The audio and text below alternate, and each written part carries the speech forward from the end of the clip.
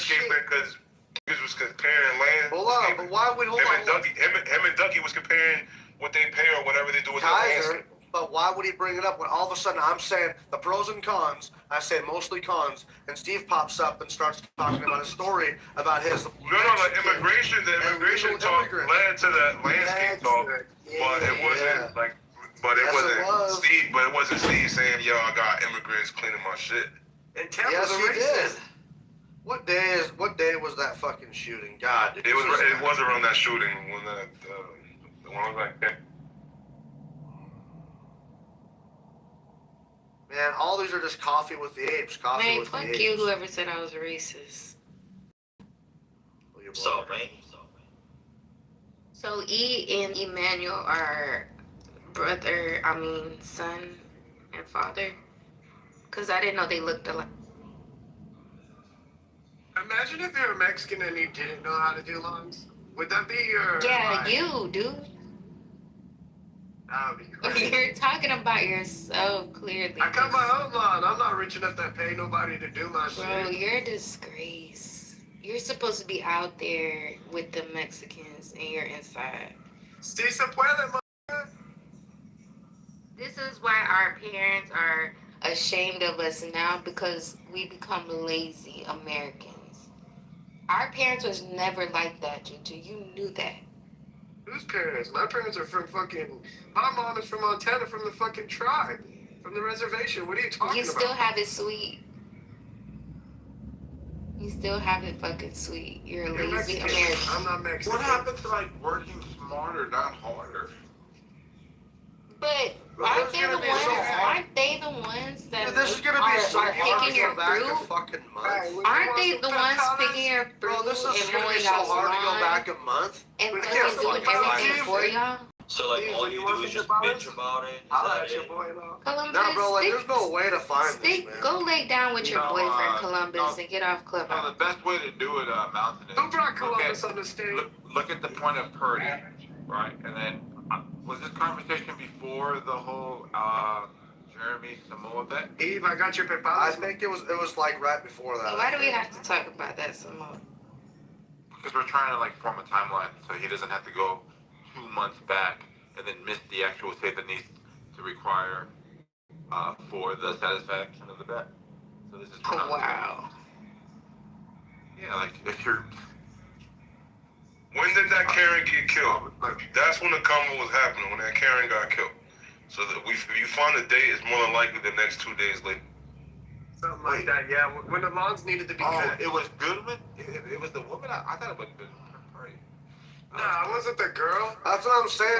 It's like, it's just so hard to go back. He's gonna give me 2 fucking days. What a prick. No, it's 4 days. Give you a day. Yeah, you got just 4 days. investing that much time is out of That's pocket. Go get your $20. Go get your $20, man. I don't fucking want to $20, bro. If he would have bet me 100, I would have definitely motherfucking liar, Kaiser, bro. He straight up said that. He straight up said that. And Steve, that's why I know this dude's on the fucking left. If you Because go he back just and you find lies. it, you can have my portion, bro. I'm just pissed off because, dude, the guy, just for the sake of the conversation, is gonna straight here and lie. Juju, you know he said that, bro. Fucking you know shit we're talking about it, bro. This is dumb. That's why I'm not on the left, yet I'll just lie to your face for the sake of a conversation. Motherfucker. What a liar, bro. Straight up. Well, I think Steve did lie. I think Steve did lie because he left. Tell us a whole fucking story about his illegal immigrant fucking employees, dude. Literally. For an hour. So he told y'all that he said he did it and then he left and stayed on mute. It's crazy. Fuck! Bro, you know we was I can't wait till Ducky gets in here. And even Ducky will be like, Ducky, do you remember talking to fucking Steve about his illegal immigrants that are fucking doing his yard work? Yeah. Well, Steve doesn't somehow. Steve does not remember that fucking conversation. So, Martin, if they were on your property, and ICE came, would you hide them, or would you protect them, or would you let them? What? Like, protected them. Are you protecting the immigrants if they were on your property, or you're gonna let ICE get them? Not up to me, man. Oh, wow. What am I gonna do, Luke? What am I gonna do? If it was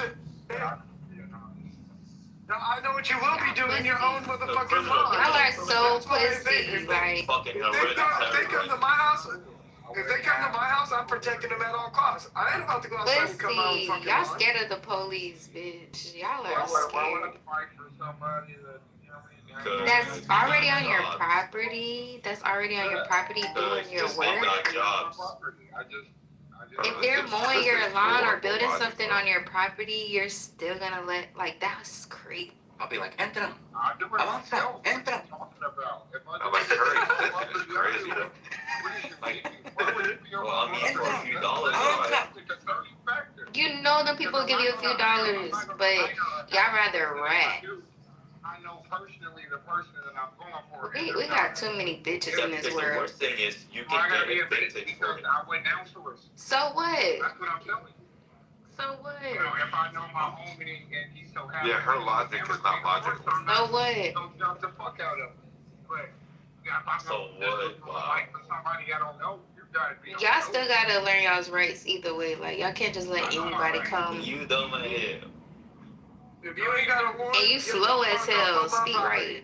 I mean, why don't we go ahead and like play this out, right? So you are in a transactional like agreement with these illegal people. So right now you're participating in an illegal act.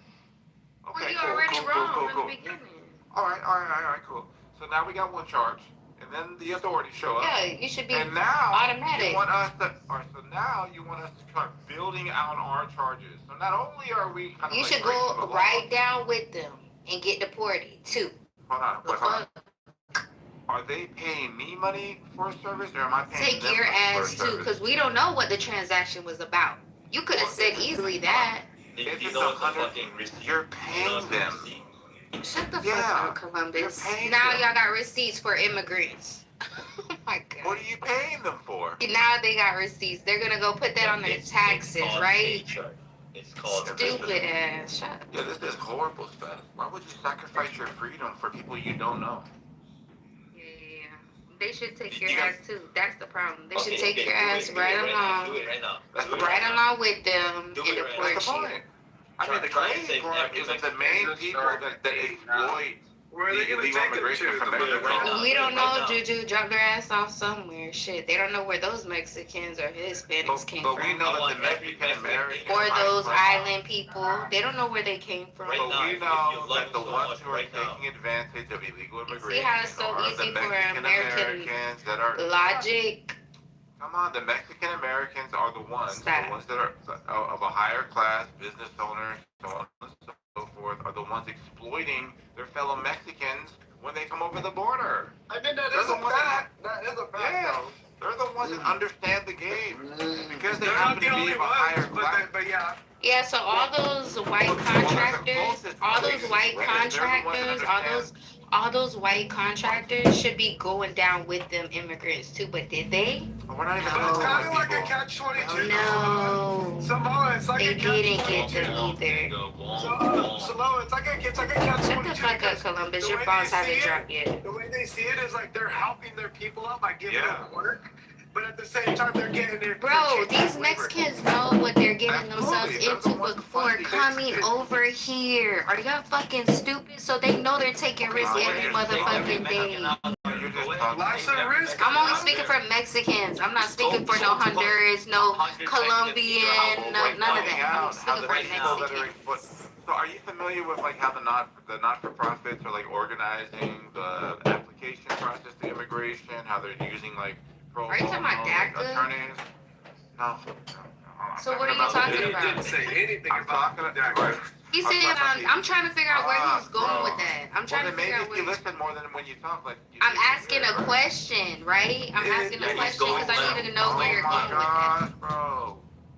So, Listen, continue. put it in layman terms. But Samoa, you gotta like All right. four-letter words. All right, here it goes here, right? Oh, Mexican DACA, Americans, bitch. yeah, Mexican Americans that have resources and businesses benefit off of illegal immigration, so they donate to these not-for-profits that supply or provide legal representation to get them over here by exploiting the loopholes that are in our immigration policy, like asylees, so on and so forth, right?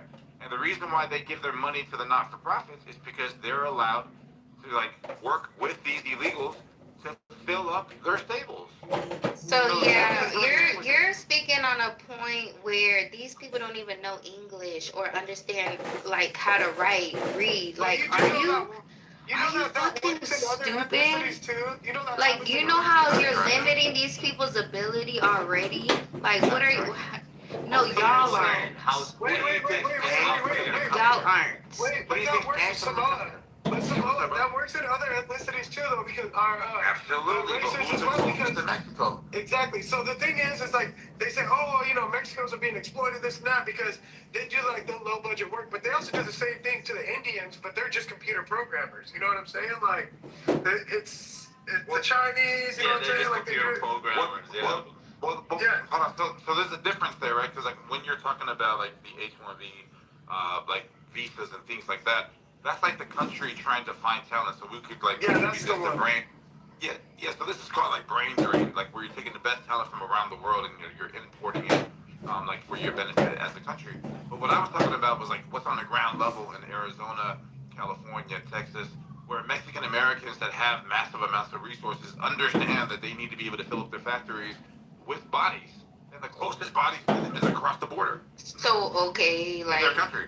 I said, y'all limit these immigrants.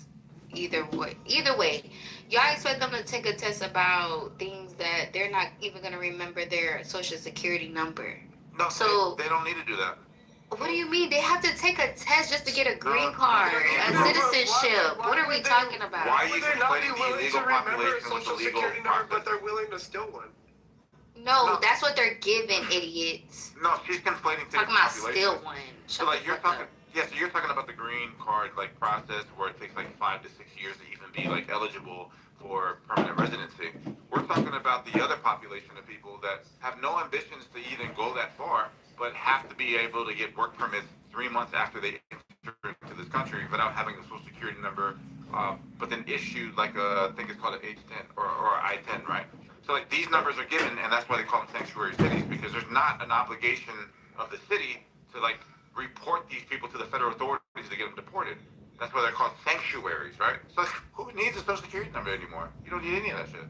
You come here, you work with it. Those are sanctuary states. That's why all the truck drivers come to California without having documentation to be a legal resident, but they can come and get their CDLs. Yeah. Yeah, you could go get a car and not have your license. Like, Okay, well there you go. As an immigrant, so As what an are we illegal. talking? Yeah, Yeah, as so an illegal. Well, when so you what say if- immigrant, you're kind of conflating the two populations again, right? okay. I mean, however you want to interpret that. Illegal. Yeah. Okay, Illegal. sure. We both got the concept though, so. Not really. So like it's a different process for one and the other. So all the illegal are being funneled through these sanctuary cities and just working as if they were legal. And that's what people have a problem with, because every job that they take is a job that's taken away from somebody who's eligible for the job, or Bro, a citizen. if That's not necessarily true. by an Let's be illegal honest. immigrant, somebody who can't even speak English, That's not gonna you happen. feel threatened by that? I'm sorry, bro. You're Well, no, I'm Hello? also threatened by that. You're Bert. I'm not saying you personally. Bert, I'm you saying spoke anybody. too loud. Shut. No, Motherfuckers that's like, no, like you're taking like- our jobs, bro. no, Bert. Like I you think are you can way just, more qualified. Why aren't you? The same getting it? people chanting No, they're taking wait, their I job think wouldn't take there's that other job ways. anyways. No, I think you need to like just look at the math. Like if there's a factory like Tyson Processing Mart, whatever the hell, right? And they need 200 bodies, regardless of like citizenship or whatever this is. They're only going to hire 200. And remember, these sanctuary cities are requiring these companies to pay an illegal just as much as a regular citizen. Like there's actual like state laws that are, basically mandating that they pay the same wage. So they're not getting the undercut. So hey, 200 bodies is what's needed, and 200 bodies is what's like satisfied. So like I don't see what the issue is by just playing the numbers game. If they weren't here, there would be an American there. Like that's the argument that's made on the right. Americans are too lazy. Well, they're lazy because of what? End of discussion. I don't Yeah, think they're that. lazy because I of have to what? look that up. I don't think you said sanctuary cities. I don't think they're paying like. Oh, absolutely. I could actually provide the receipts, like if you want them. Like there's legislation that's passed. Yeah. I have an aunt that was Just still stay getting paid employed. $8 an hour. Do you know that? like under the table. So No, that's under the table though. She's What not the even hell? paying taxes. yeah, she's drinking But cherry I didn't- coke. That's illegal. but That's she no, illegal. what it doesn't did you want to matter. look it up, So, or did you want me to provide a link? like what? I don't understand. I mean, there. She's I'm drinking pretty all sure kinds of lies, some. so she's So not Noah, paying can you taxes or post the nothing. link if you can? Yeah. So Yeah. you Look it up just right now. said there Yeah, I'll honestly, do it. he's accusations a are party. on that you're a criminal, basically. I'll just show you like Washington State or California, just because they're like pop, you know. Alright, bet. The people that hired them need to go down as well. Entran. Avanza. Avancen. Entran. That's me, Tim. But I swear to God, you're taking my homies. What? Crying, y'all. That go for the Haitians. That go for the Jamaicans. That go for everybody that has Any of a them. purpose. Like, hello, what do we? That's not no discussion. Like, I don't know. If I see a hardworking person, human being, man, you deserve whatever you have coming for you. I don't care. You don't be selfish. What you mean by self? Ignorant, I guess. I don't know. And don't be a Whatever. snitch. Whatever your purpose is behind it, the reason why you do the things you do. But you hear what these people say? They say, come in legally. The bad ones, yeah. If they're committing crimes, take them. Take them, yeah. You gotta listen to me. You feel me? They're just saying come in legally. I know for a fact that most people they get caught because getting caught by ICE, they are here off of green card. Y'all had, oh my gosh, JR, the president allowed these immigrants to come in. The last president was allowing them to come here. Come on now. Are y'all doing, do y'all remember that? No. Am I just the only one? You keep talking over me. You're supposed to have the No, y'all allow these immigrants to come here. Y'all allow them. That's just the end of discussion. I'll let you talk. Now y'all should have had a plan B. There's a way that this room works, so you gotta work in the confines of that. You dig what I'm saying? Damn. I want to talk to you, big.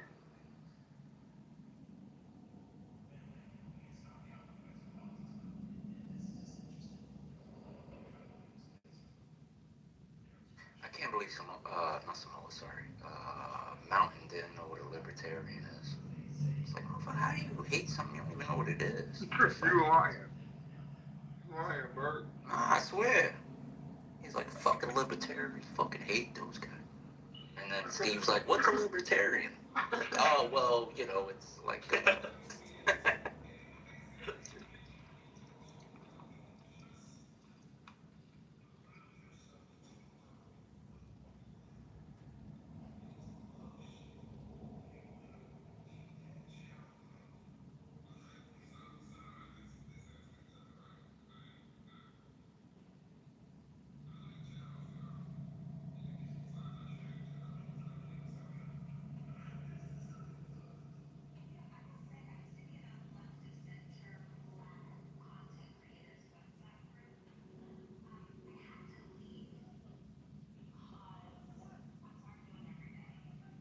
Yo. Yeah, I'll provide the link right here. But like, yeah, like this stuff is Washington State, What are you California, guys like, talking this is all about? over the country. Yo, Yeah, Boris, this is the legislation that mandates, like underneath their state jurisdiction, that all people, regardless of their legal status, shall be paid minimum wage. Like in Washington State, is $16 or more. Be paid overtime, and to receive the exact same like employment packages as actual citizens. But this has been a part of their thing for a long time. So here, I'm looking at it. Yeah. Yeah, post that shit. Let me see that shit. Yeah, that's wild.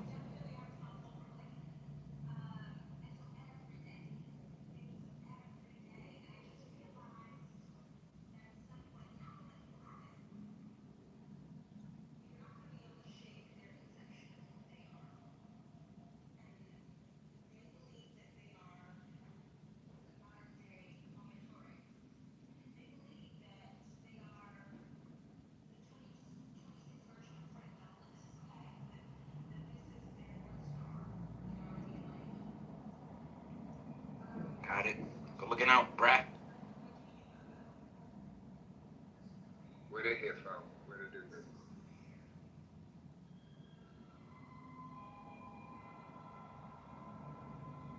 Yo, BB, come up. Jeremy, come up. Deepak, come up, you fucking... Yo, what are you guys talking about? Come on, you crazy apes. We ain't said nothing, literally. Are you guys talking about Americans being lazy? Oh, yeah, why? You want to get a few punches in? Go ahead. Wow. Get ahead. It's true. I don't Wow, I understand. swear. I'm about to go back to Swear work. what? That's so true. It's so sad and it's so true. But kids in Canada, it's a North American thing, right? We live in such luxury with so much given to us as kids, and like everything's just provided for us, and our parents baby us because they had much easier lives, but they didn't have to work their asses off because of the advancements they had so early compared to other countries that the kids are just fucking lazy, right? Like right now, for me to find workers is a pain in the ass. Construction industry, when I had a construction company, same thing. People don't want to fucking work, and all the people that work their asses off are all the immigrants that come in. Like I've never heard an immigrant complain. Like when I asked them to stay longer, never heard an immigrant complain about that. But anybody, like even in Canada, oh, it's 3 o'clock. I gotta go. Oh, I worked so hard today. That's oh a my typical God. American. It's fucking ridiculous. They want to leave by 3 o'clock. Like one of my By 3 o'clock? What the fuck? Well, we started at 7 in the morning, so yeah, 3 o'clock. 8 hours. Isn't that a sign of like a successful country? Like a prosperous country? You know what I mean? Like, No, is it? it's not. In some ways. Well, not the laziness, but like the privilege to want to spend your time not doing shitty work. Well, but that's the thing, right? It's most of the time you go at a specific time, but what I'm saying is, like, sometimes I'll be busy and I'll forget to get the accounts to the payroll in one of my companies, right? And this guy didn't get paid in the morning. So he's like, I'm not coming into work till I get paid. And I'm like, motherfucker, you've been working here for half a year and you're not going to come into work? Like, I had to let him go because it was just so annoying. It's like, I missed his pay once because I fucking totally forgot to tell the accountant, switching accountants. And it was just like, fuck. Like, seriously. And then it's like, he would come in late, he would leave early, but then when he was asked to stay a bit longer, oh, nope, I can't do it. But they want all the privileges in between. Hey, It's like, fuck. hey, let me say this because I got Hey, man, if you paying overtime. I had to go back to work myself. But that's bullshit because I work with a crew of guys that fucking every day we bring it hard. We're all weird. You know what I'm saying? There's people out here that still busting our asses to say that Americans are lazy. You don't see Americans that drag their ass up out of bed, they're overworked, they're underpaid, and you don't know what's going on out here really. Speculating. We're not talking about the ones that work hard. We're talking about the ones that are lazy compared to other Like countries. you made it A lot of the kids. It is a generalized true statement, yes. Right? I mean, because you can find some lazy Americans. Yes, there are some Americans that are on social security, disability, all type of stuff. You name it. Yeah. And, well, for Section 8 housing, I name a whole bunch, but there's definitely some Americans that are actually out there, especially.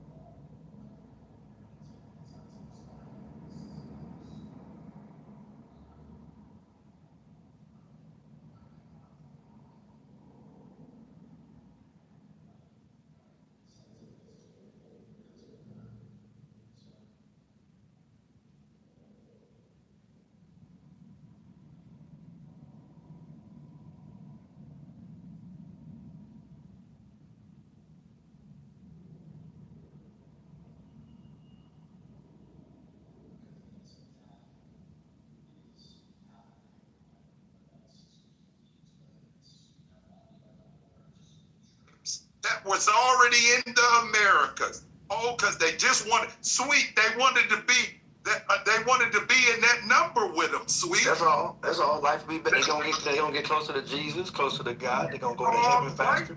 Hold on, sweet. Not the Son of God that represented our tribes and spoke directly against the coming of these people. The ones coming out of the caves and the ones that would be created, because there's nothing new under the sun. They did the same thing in the ancient days. Mm-hmm. See, these people are a cancer. They are a virus. Jesus talked about the synagogue of Satan. Hey, Jesus talked about those from the synagogue of Satan. Can I get up? And they said the works of your father ye shall do. My father and your father ain't the same. He said the works of your father you gonna do. Hey, sweet. Hold on, sweet. Let's stay right there. Hold on, James. Hold on, because I agree with all of what y'all saying, right? Especially what Melissa's saying. That you know these crossing genes only benefit those with lesser dominance. But James, to your point though, you a Hebrew Israelite, correct? I am a representative. I'm a representative of the tribe of Judah. Yes, I am. Let's go. Do you have any white grandfathers in your lineages? No, I do not. Okay, what do you say to the brothers who claim Lies. right? Hey, what do you say to the brothers who claim to be Hebrew Israelite and done a genealogy and find a white grandfather somewhere? I would say this, that our stories are not all the same. There are brothers out of my tribe that family also was infiltrated. Would I say that every brother, that they couldn't see this down their bloodlines?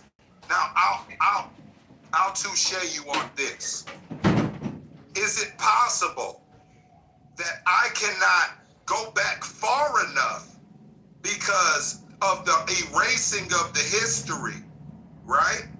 That there is possibly white people, Neanderthals inside of the bloodline? I would be a fool to say that. Of course, I would more than imagine there would be some down the bloodline. Can I trace them directly? And this is the problem.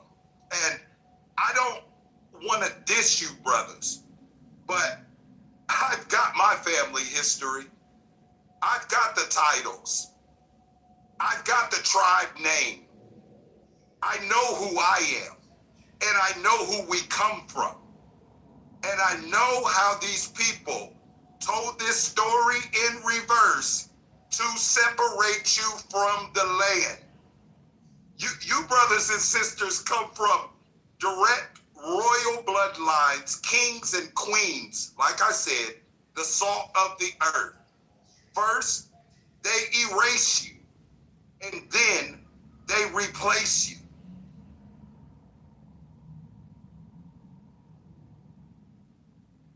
Here's something I wanna highlight, James and the rest of the room. When you have a mixed bloodline, like I know I do, you got choices to make. See, you can just go along.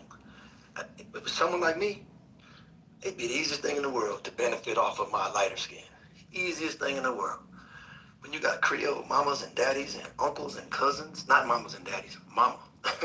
And you got that whole reality, and you live in LA, for example, you watch how mama's life was and how she was living life when you was 5 years old and 6, and how that whole side of the family benefited off of that lighter skin and that whole Creole reality versus my father coming from Watts, whole different reality, Buffalo Soldiers.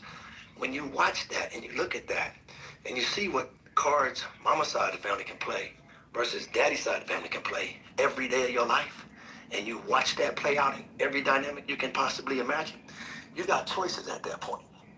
You can either pretend like there's no benefit to being on that lighter side in life, or you can recognize that there is. Now the question then becomes, what do you stand up for, Remus? How do you develop your life?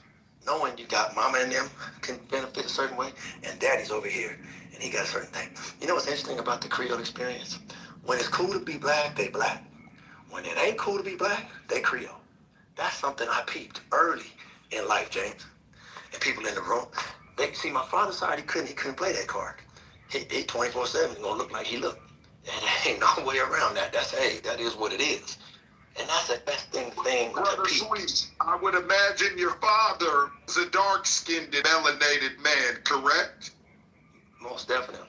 Hey, Absolutely. but okay, to what you just said, Sweet, there's a lot of niggas who is black and can't claim anything else other than being black. Hold on, that would switch to being American Indian or even European today if they said the motherfuckers is giving out reparations. So I mean, we gotta call a spade a spade. Some will, but some will, but all. I didn't heard a lot up in this room say that if the Totem Pole just came in, he's the main nigga that I'm talking about who said that he would be Indian for a check and he'll be black for a check. Yeah, some will, especially nowadays. But it wasn't so much prevalent, so much so back in the day. But nowadays, I bear witness. I'm wondering, what is the benefit of identifying as black? Can anybody tell me that? Like, what is the benefit in identifying? Shit, the strength. Hey, and proud of who you are, this fucking treat you like. My God, what? Yeah, if you cower because there's no benefit to it, then that means you just about fall for anything when opportunity arises. Like, it's not nobody's fault that you're born with the phenotype that you are, but I mean, what I feel characterizes black people is their strength. To harbor on, okay, what I'm not gonna do this, or I'm not gonna marry black people because I'm not getting a bit of it. It shows weakness. It shows weakness, and it shows self-hatred. Because despite the oppression, you should be able to find a way to love what God has given you. It's like a man. We can't be out here. We're mad at trannies, right? Changing from women to men, from man to women. That we don't want to be black, and we don't find the goodness in being black. It's like the same fucked up psychology, right? God made you perfect. God made you for a purpose. And to be honest with you, a lot of the shit that we going through is self-inflicted as a people. Like, we got, you feel me? Like, so I don't know. I just think that for us to only want to be black solely if it benefits you, which is exactly what white people do when they wear hip-hop and the clothes and stuff like that, but when it comes down to real issues, they don't really want to be black. That's that mentality. You should be able to be confident and proud of who you are through all types of oppression, because that's what God gave you. Melissa, let me answer the question that he asked. Hold on, bro. Let me answer the question that he asked me. Let me answer the question that he asked me, bro. Let me answer the question that he asked me. Melissa jumped in. Let me answer the question that he asked me. So, the benefit of it is, my whole life, I saw the strength, the wisdom, the love, the brilliance, the heart, the rhythm of black folks. I grew up with a whole life of comparison. Every Christmas, we went to both houses and both different grandparents' realities. Every Thanksgiving, every Easter, and the neighborhoods was different. You go look up Manual Arts High School, and you go look up Watts versus looking up Crenshaw and Adams back in 1950, and you see the differences of the lifestyle and understand what was going on in the whole Catholic experience in LA. And so it wasn't something I read books about. This is something I looked at from day one when I came out of that womb and started moving around. I watched it every day of my life, and I knew I had love on both sides, still do. Please, my mother's side, the strength and the value and everything that they brought to the table and the morals and all of that good stuff, same thing with my father. Both of them had in common Jesus. My dad was Seventh-day Adventist, the way he was raised. My mother's side was Catholic, but both of them, man, salt of the earth. They was going to say, do the right thing regardless. It was nobody on either side that was tripping off of that. But I'm saying the way the bigger society operated, the way everything went down in schools and neighborhoods and that whole reality, see, Sweet has a certain purview of life because my dad's side never saw life the way I saw it. My mama's side never saw life the way I saw it. Because those two worlds came together and they couldn't even work it out after 10 years of me being alive. They couldn't, it was like, man, it became oil and water. They couldn't even, they was arch enemies, nth degree. Because my mother could play cards a certain way, my dad could play, different. And I peeped all that into this very day. That's why nobody had to educate me or could tell me about what I know about the reality. So the strength of black and the strength of the Buffalo Soldiers and the strength of the stories that they wash away and they don't even try to bring to the table about black folks and the real story of the brilliance and the heart and all of that these so-called Negroes represent, man, I know that from the inside out. I mean, all of that love, I watched my mother love that. I watched my mother with Earth, Wind, and Fire, and oh my God, everything. That stuff that was, oh, they loved that. But they also knew, hold up, when there's certain things, politics at the church and everything, they wasn't always over there trying to be so going to bat on that black side. And I'm not mad at them. They were trying to survive and do their own thing. Their cards were different. But I'm saying as a product of both, I got to do justice by both sides. And that's what you hear come out of my mouth when I hear me speak. Hey, tweet them, Melissa, right? Hey, look, love y'all submissions because y'all speaking to a point that I'm not speaking to. Y'all connecting that term to a great group of people who overcame adversity in very turbulent times. What I'm speaking to is the misnomer of that word black. I'm not talking about the people. I'm talking about the term black, right? They use this term to get you, if you are indigenous, to get you the fuck off of your land so they can swipe it. If you believe that you African or even a black European, they use this term to enslave your goof ass. I'm talking about the term. I'm not talking about the group of people, bro. I'm not talking about being heavily melanated. Yes, we all love being heavily melanated up in here. With well, I don't think Mama do, but that's another story. Not to pick on you, but yes, we love being melanated. We love being connected to this group of people that we talking about with that term. That term right there, it's not God given, Melissa. I'm sorry, I love your submission, but it's not God given. It is white man given. We even say this about American Indian. That's why real life go with indigenous. But I say American Indian just so people know what I'm talking about. These terms give you access to what was stolen from you in today's time. American Indian. That's why. You know what? I'm finna let y'all go because y'all finna have me sounding like a moron on this motherfucker. No, it's not. Wait, can I just respond to him since he brought me up? It's not about sounding like a Moor, right? It's an excuse in my book, right? Because you're saying, oh, this term. Y'all use nigga every day. Every day. That's what they call people niggas disparagingly. That's what every day.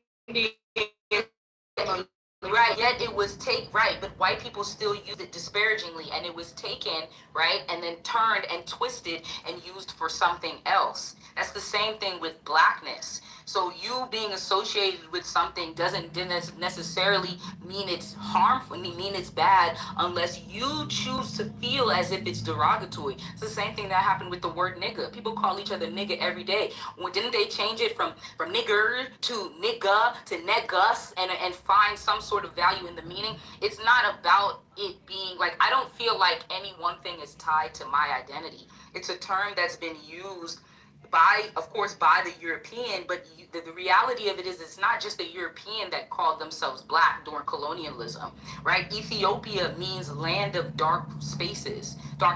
Even the Egyptians acknowledged themselves as darker skinned people. They saw that there was a difference in phenotype, right? So this idea of blackness only being derogatory, I just don't see it as that. I don't associate black with anything that has to do with negativity, right? And I don't see that being black stops me really, despite the agendas, from doing anything of excellence or success. I think it's an excuse to harbor on trauma.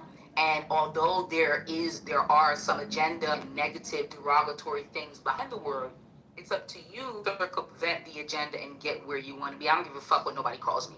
I give a fuck about what I call me and what I think about me.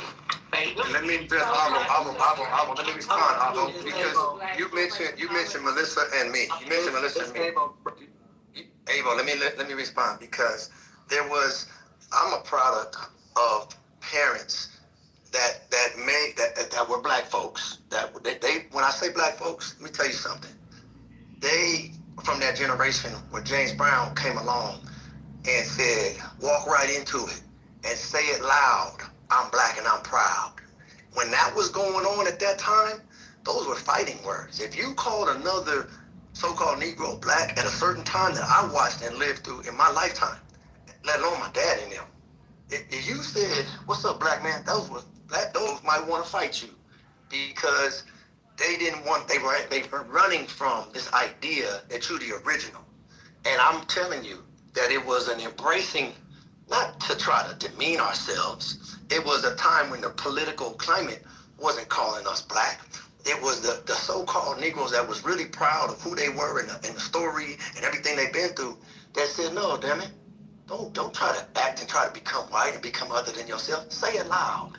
Don't walk right in their face and say, I'm black and I'm proud. It was a whole movement. Angela Davis, that whole 60s and 70s, that whole movement where the froze, that was a first time thing. Like, no, man, ain't nobody running from original Corsi, whatever, hair and thick lips and what we are. No, this is what it is. And so it wasn't, that was when you first, in my lifetime, where I saw it was like not trying to run from that because it was different prior to that. And so when it came along and said, oh, no, you black and comely, you original, you the source of this, embrace that.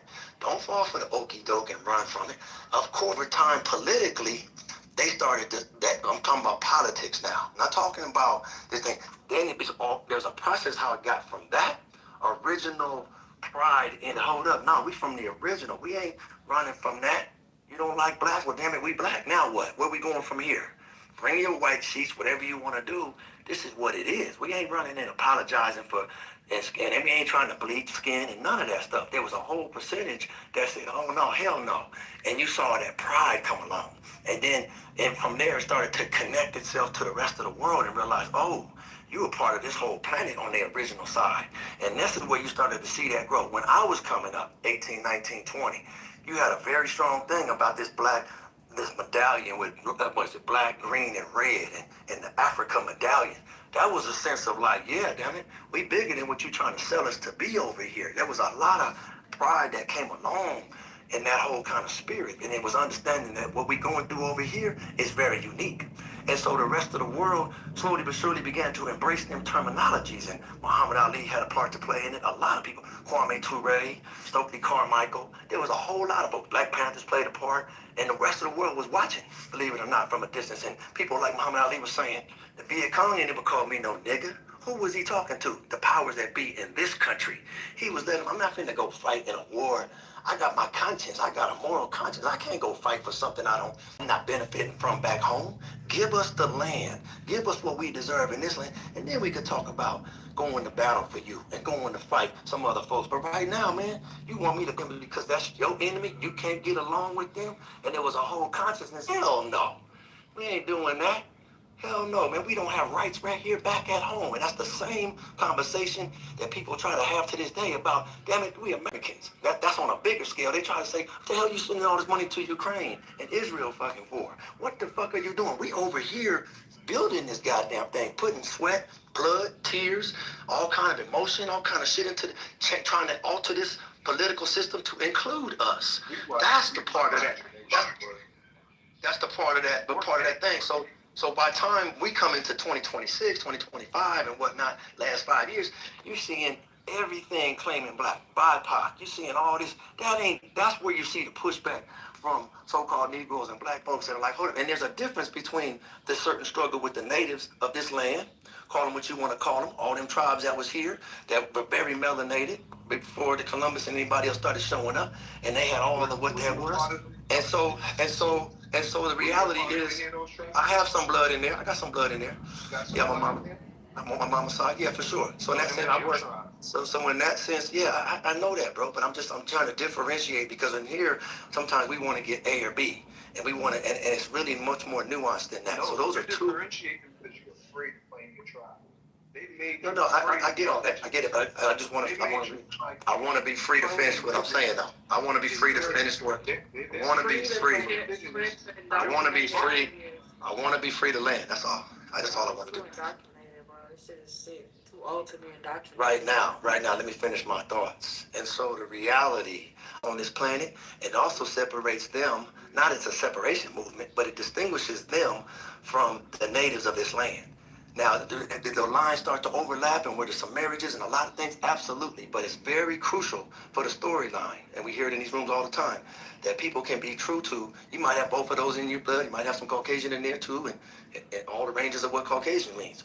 All of that can happen simultaneously. But if you're going to tell the story, the whole story, and be truthful about the story, then you're going to understand there was the so-called Negroes. And there was a whole treatment of that. And there was the natives of this land and treaties and all kind of stuff with that. And then there was Caucasians, and there's a whole bunch of that. So it's a very convoluted thing, and depending on who you are, your story's going to be very different. But there's some similarities in there too, and all of those things have to be told properly as we move forward on the planet.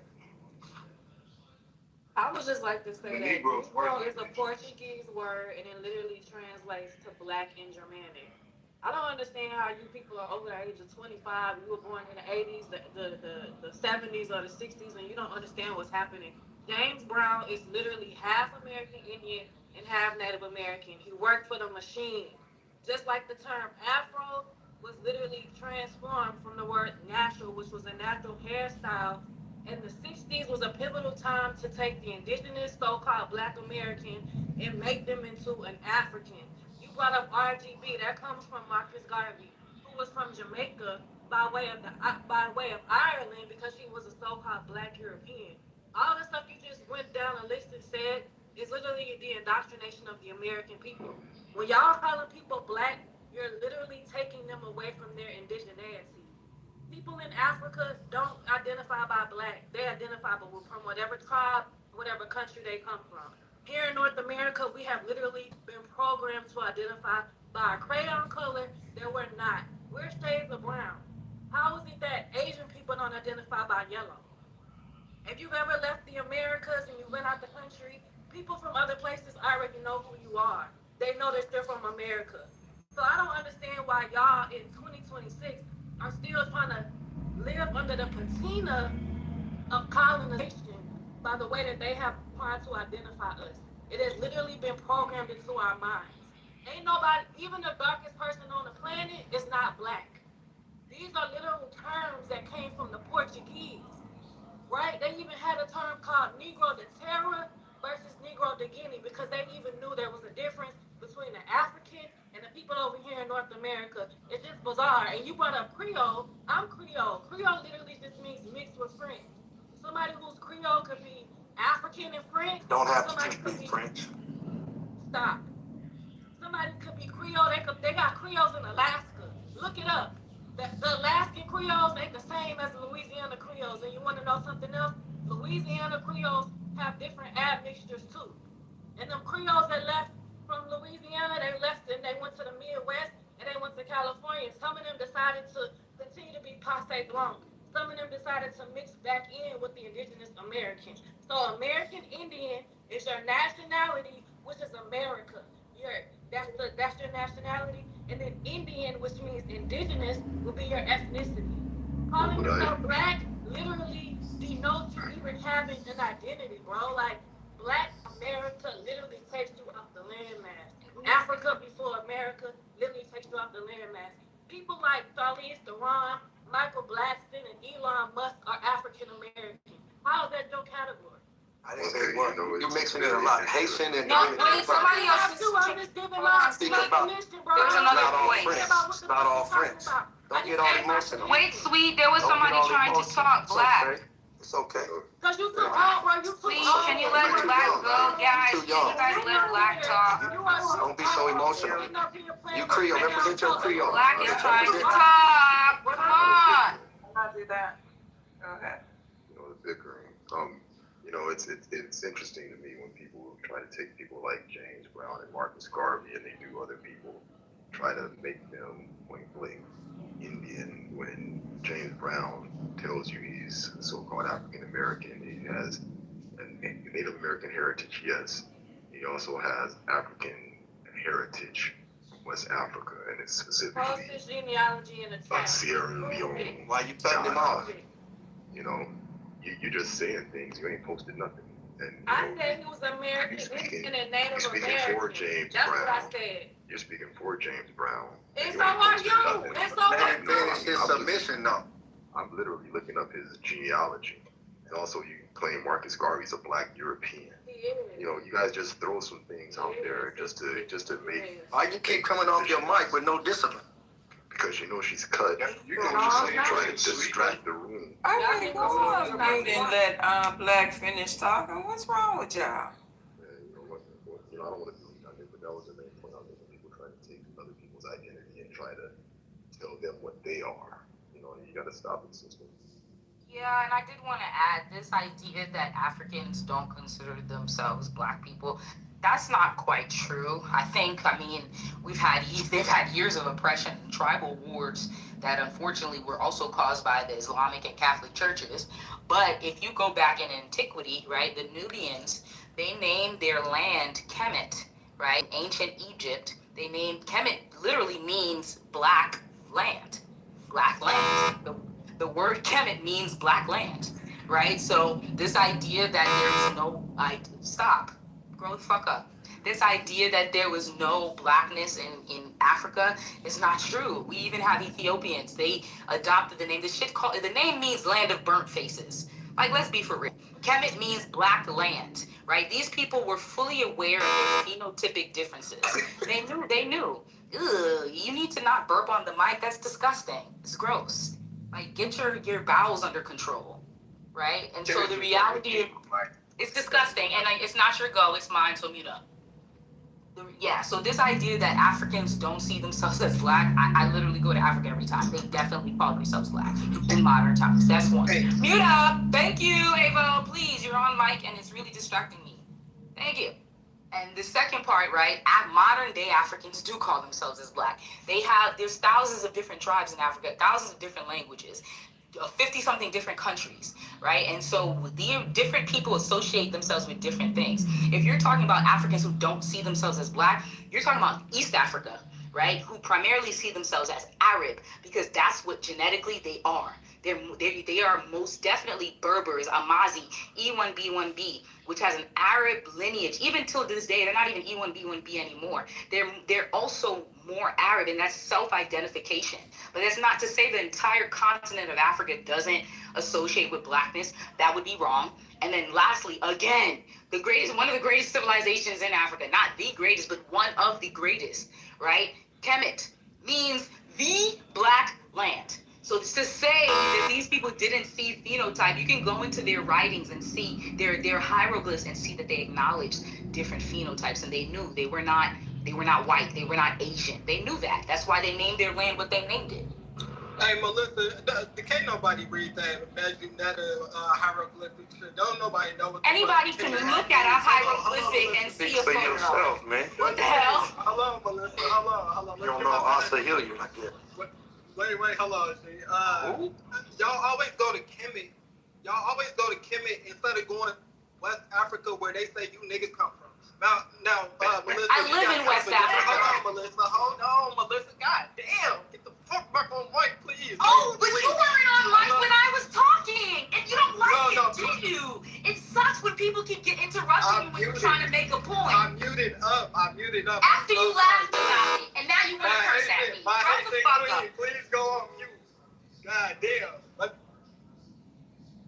No, but Avo ain't shit funny. Like, we're trying to build here. And like, there's a lot of people in the audience listening.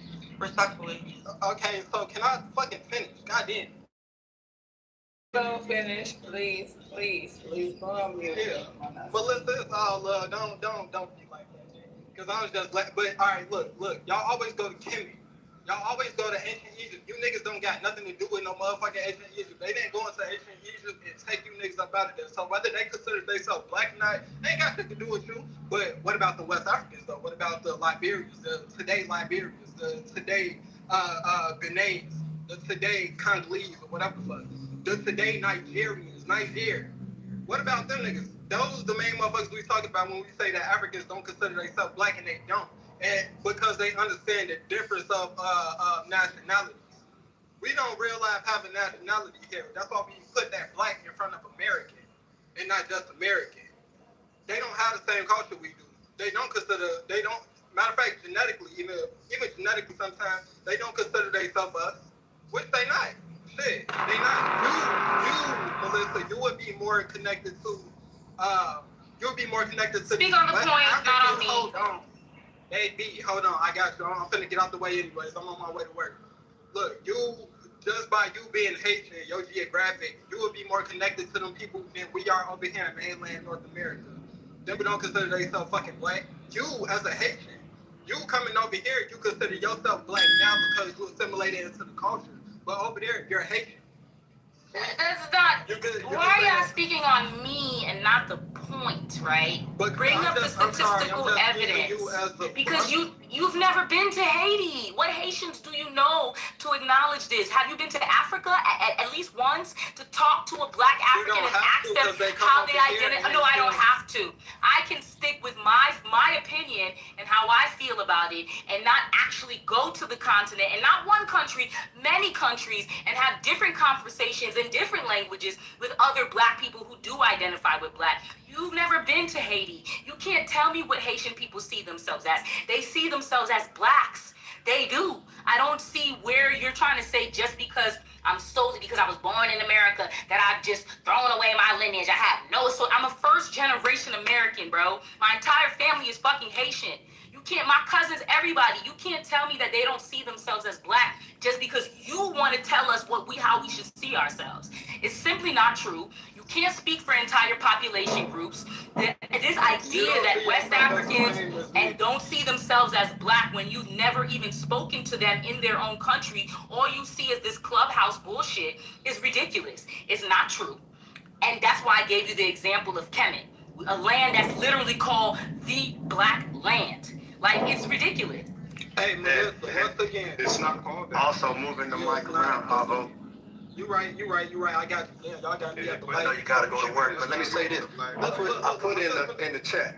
I put in the chat for you. Hold on, bro. I know you gotta go to work. I know. Sites, but in real life, Kemet doesn't mean black land. Okay, great, no problem. But look at Ashwa Kwesi. For those of you 1 second, sweet. I'm gonna pass it right to you, because we're gonna clear this. We gotta clear that up. Listen, Kemet, which was known as ancient Egypt, is known as the Black Land. So listen, hold on. Before we try to say the young lady was wrong, history says that that's exactly what that land was called. So we're just not, I know I'm indigenous, but so not going to ignore the fact that there's a very good chance that black was not given to us by these white people who didn't even exist when fucking Kemet was around. So we gotta stop doing that shit. Let's Okay, so he said he's gonna pass it right to me, Bravo. So Neil, he said he's gonna pass it right to me. Respect the order, man. So the reality, again, two things, bro. Two things. First of all, Ashwa Kwesi, you gotta go to work, Avo. How's that work? Have a good day. And so check this out. Hold on, Ashwa Kwesi. For those that don't know him, if you don't know him, you're definitely not gonna know Asa Hilliard. So some of y'all didn't get that education when you was in college or high school. You wasn't around. You wasn't around at that time. And now, as far as Haiti and the Dominican Republic, one French and one Spanish. So to say that Creole is only French is to show one's ignorance. Anyway, yeah, Kemet is not known as the Black Land. Like, some scholars think it's the Black Land, speaking about the same. They're talking about the black soot. They're not talking about the people, right? And only some scholars believe that that's the translation. Not all scholars had one think that. So just to run with it because, well, shit, some scholars said Black Land. Well, it must be because we running with it. That's just Afrocentric. And that's okay. There's nothing wrong with, being pro-African or anything like that. But let's just be clear. It's not an objective truth. That depends on who you ask, my brother. Yes, it is. Listen, you don't have an objective mind. Well, when I'm talking to you African Americans, of course, that's gonna. What are you? Who are you? I'm an American Indian, sir. American Indian. Okay, that's why you can't understand this history because you haven't studied it enough, bro. You're Creole. That's right. That's on one side. You're absolutely right. That's why I can speak the truth. That's why I'm speaking the truth. In other words, I'm speaking for nobody but the truth. Mr. Wait, can I just say one thing, right? back and forth. Wake up, niggas. I don't have the luxury to represent only one side. Can we not do this back and Do me a forth? favor. Oh my God. One mic on Bravo. Glass. Okay, Bravo, you can. Melissa said, like, Abel, how could you speak for our whole people? She's talking about, hey, my brothers have patience. Shout out to Haiti. I would never go there. It's a shithole country. But Yeah, there you go. my thing is, Show your love. My thing is this. She's telling Abel not to do the same thing she does. Exactly. She talks on all the Ethiopian. She'll say, oh yeah, they're all E when they're not even E. You're speaking on their bloodline like you're some sort of a scientist. That's called scientism. You're basically just a religious person when it comes to science. Scientism. You didn't do the blood testing in East Africa. You've never seen an E1B1 DNA in your life. E1B1, what's the rest of it? Okay, let me go ahead and play the video real quick. Wait, can I respond real quick, Erica? That's a nice PTR, Bravo. Is that your Thanksgiving people? That's an African American. I'm glad good choice of picture, bro. Okay, thank you. I'm sitting back listening, and I just want people to stop speaking in absolutes when they don't know all of this factual information that you're trying to debo with this knowledge. Like, nobody on this stage can speak with absolutes because you have not talked to everybody, so you don't have absolute answers. And so I sent a video to be played, because you can't say that factually this is a no when it's absolutely a yes in some cases. And I land. Go ahead, Erica. You can play the video. So can I not? I can't make my point. Just gonna play the video. Go ahead. Go ahead. It's okay. So the thing is that.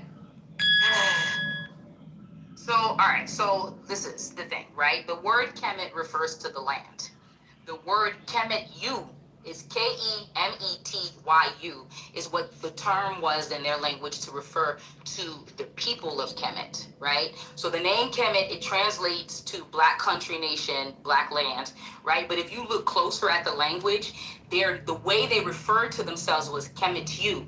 Kemetyu translates to black people. Why we know that is because the ending of it is masculine, it's plural, it's meaning it's a collective group, it's referring to people. So not only did they see their land as Kemet, they saw themselves as you, meaning they saw themselves as black people. That specific word means. So we're saying, okay, Kemet land, black soil, that's true. But then what do they call themselves? They call themselves Kemetyu. And go research what Kemetyu means. It means the black people or the people of the black land. So this idea that no, it doesn't mean that. You're talking about the land itself. You have the word Kemet, and then you have the distinction for the people, Kemetyu. One means land, yes, we're pertaining to soil blackness, but Kemetyu refers to the blackness of the people. No, it does not. Go Google it. Kemetyu. We got a video. We're gonna watch a video. It means people. Play the video, please.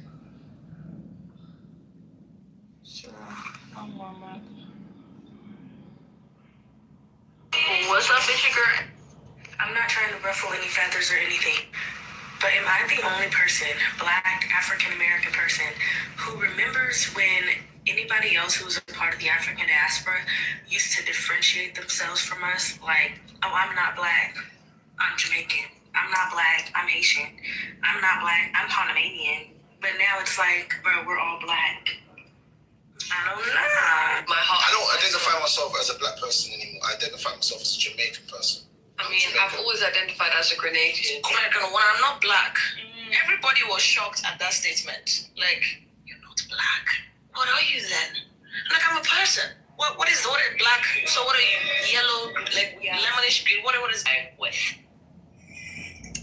It's difficult because I don't identify as being black. Also, like, I was not black, I'm African. They're not black? No. That's a big difference. You know what I'm saying? I came in a plane, they came in chains. Yeah. I'm passenger in their cargo. And I was 17 to go to college. So I will start off with the fact that I never really saw myself as a black person growing up. I still don't. Of course, it's something else. I'm not black. This is black. I'm not black. I'm not African either. I live in Africa. I'm Somali. I speak Somali. This is my flag. I don't like this. Like, why are you telling me I have to do this because I'm black when it's been already pointed out that I'm Haitian? Why do I now have to submit to this idea of being black? That makes absolutely no sense to me. And that's what you don't get. A lot of people are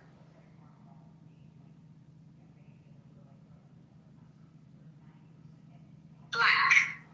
I have never and will never identify myself as black.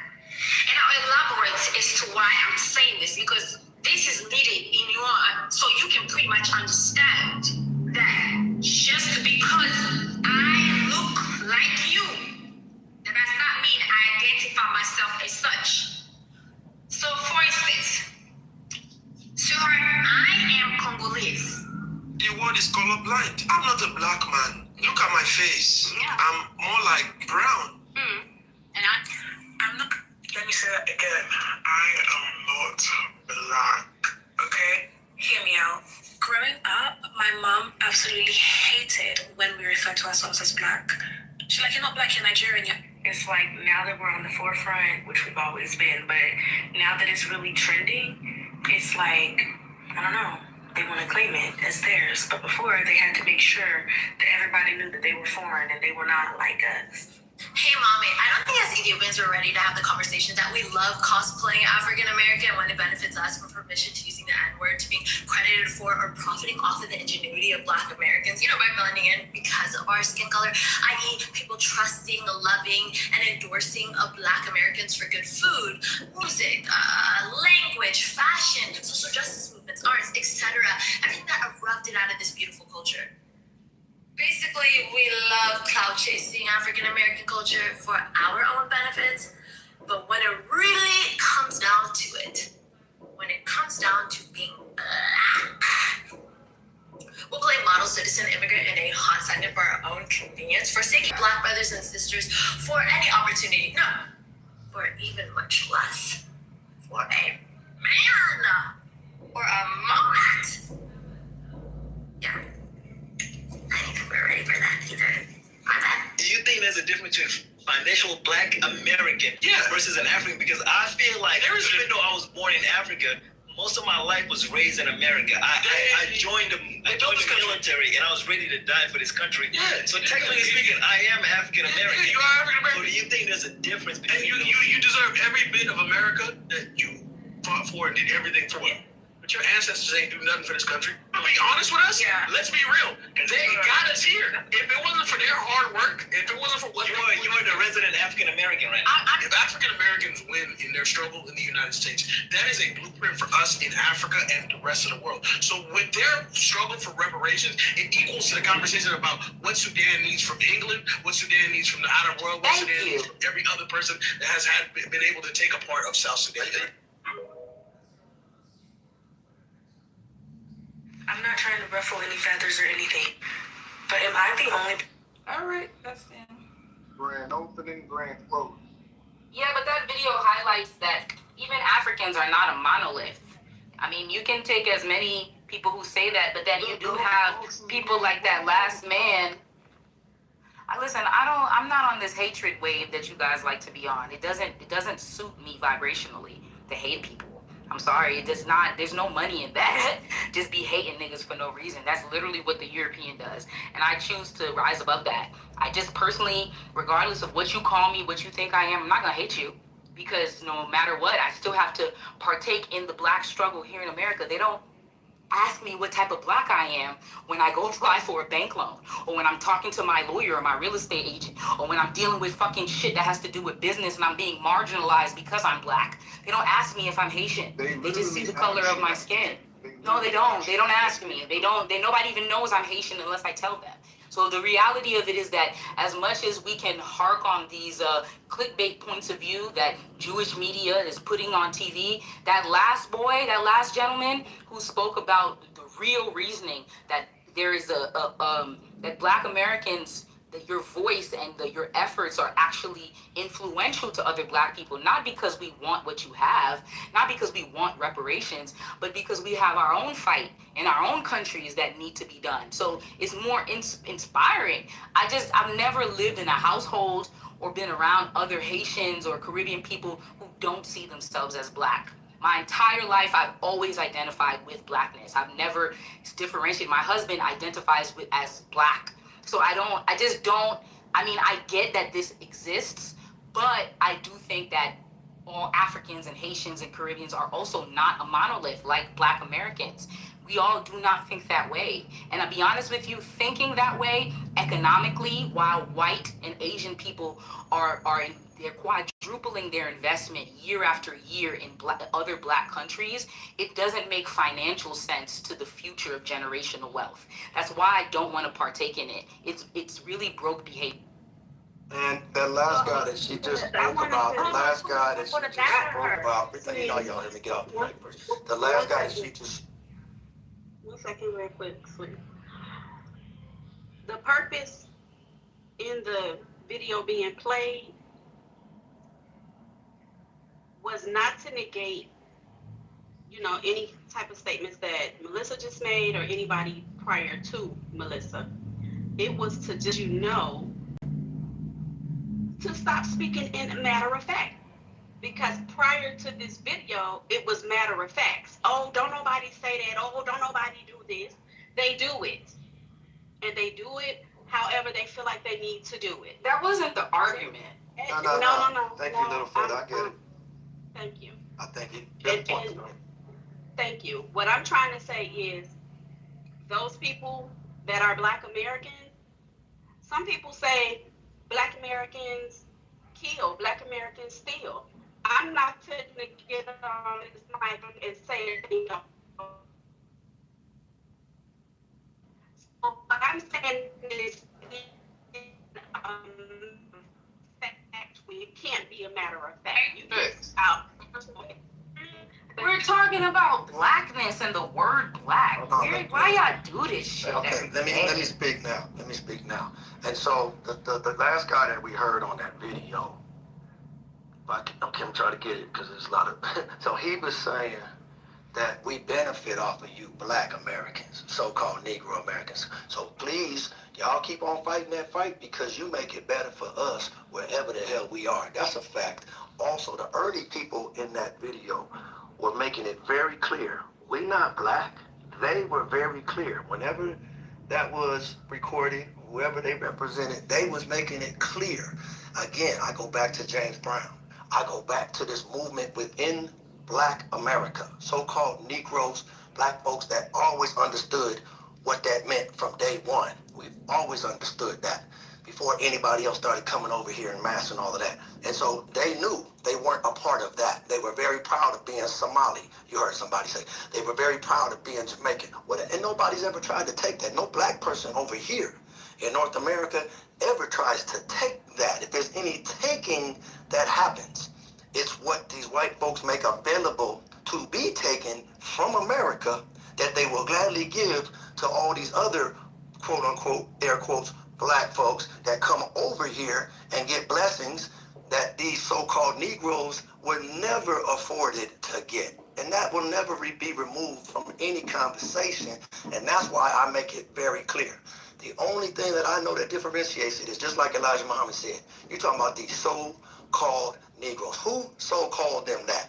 These Europeans that was over here. And they distinguished that. You can go do what we've done in this room, and people have done for decades across the planet, and you can go ahead and pull up how the differentiation was categorized, not by the Black folks themselves, not by the so-called Negroes themselves, not by the natives that was over here.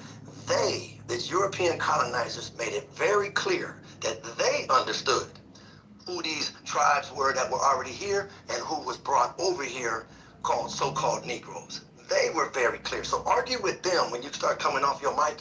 Go back, because that's the reality of the conversation. So I get it. You may want to argue against the whole so-called Negro thing and that because you're not vested in that. Maybe you're Creole or you're Native American or you whatever you want to label yourself, or you from a first generation, whatever that is. But just be crystal clear.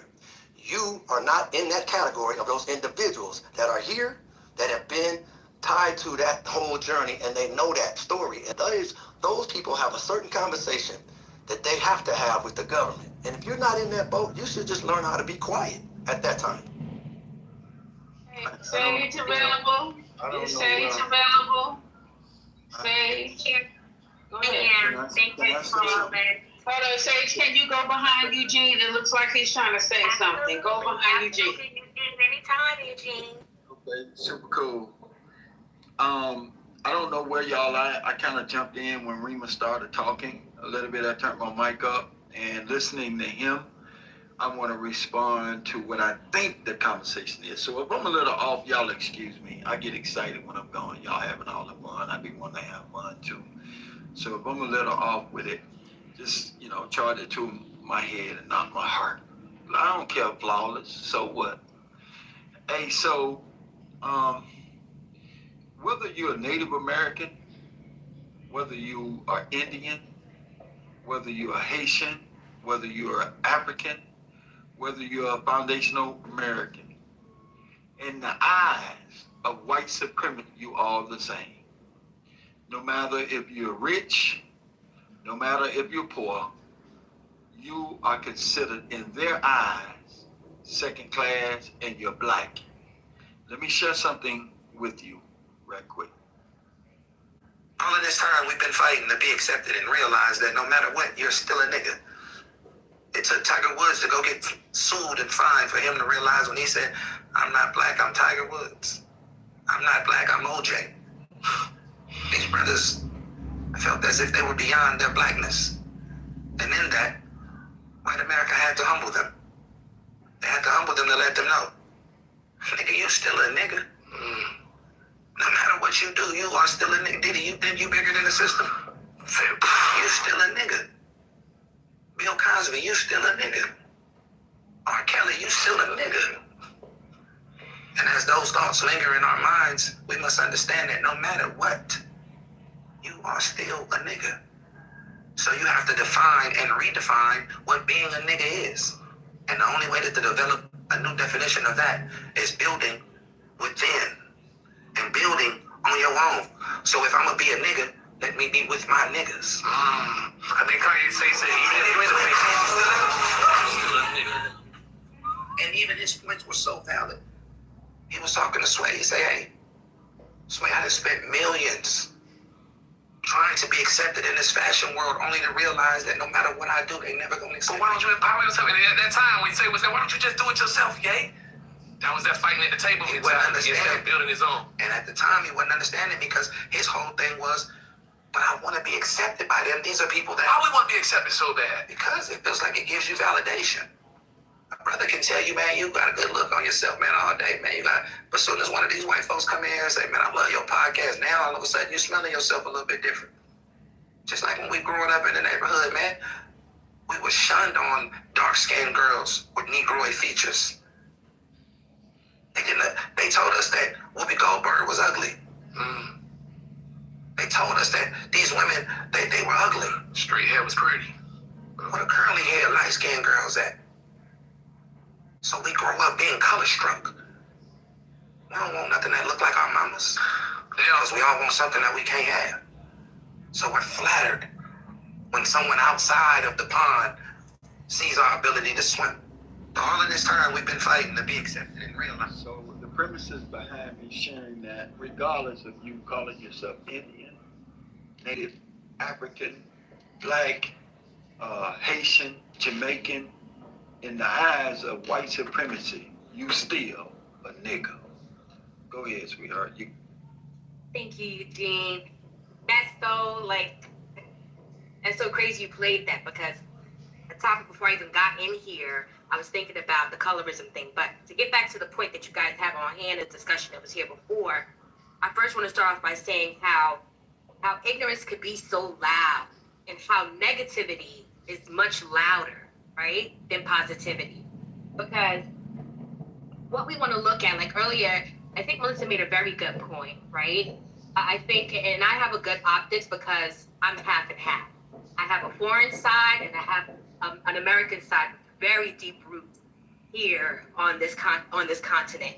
But I also have deep roots in the islands. And when you look at the bigger picture, you understand that Black people or people who are melanated, we are native to the earth.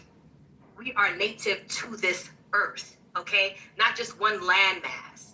So in the Americas region, when you talk about Jamaica and the Caribbean countries, we are all a part of the Americas, right?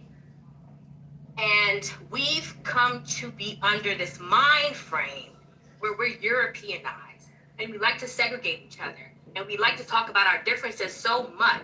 And yes, there is a place for our differences to be identified, because there is a key issue here that Americans, people who are descendants of slavery here in America, people who are foundational Americans, have a fight that they need to fight, and they need to segregate and identify themselves separate from the other people on this continent who look like them, so that they can attack the issues and get their reparations for what their ancestors on this continent had gone through.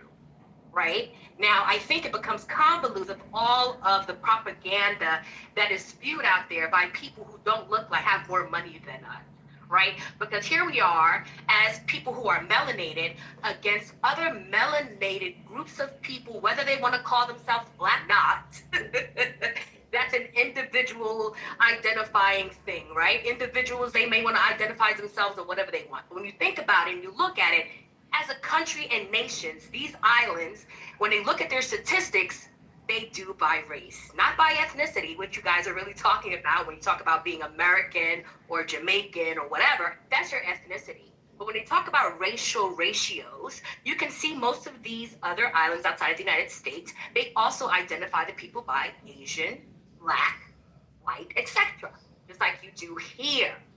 And then there's another statement made about, you know, a lot of, I think, foundational Americans look other people who are melanated and foreign to this country as masking or being tithers to them, or these other things they want to call them, because it does create an issue, a layer of issue, when you're trying to segregate the issue to state like, hey, no, not everyone deserves this because your ancestors weren't here, right?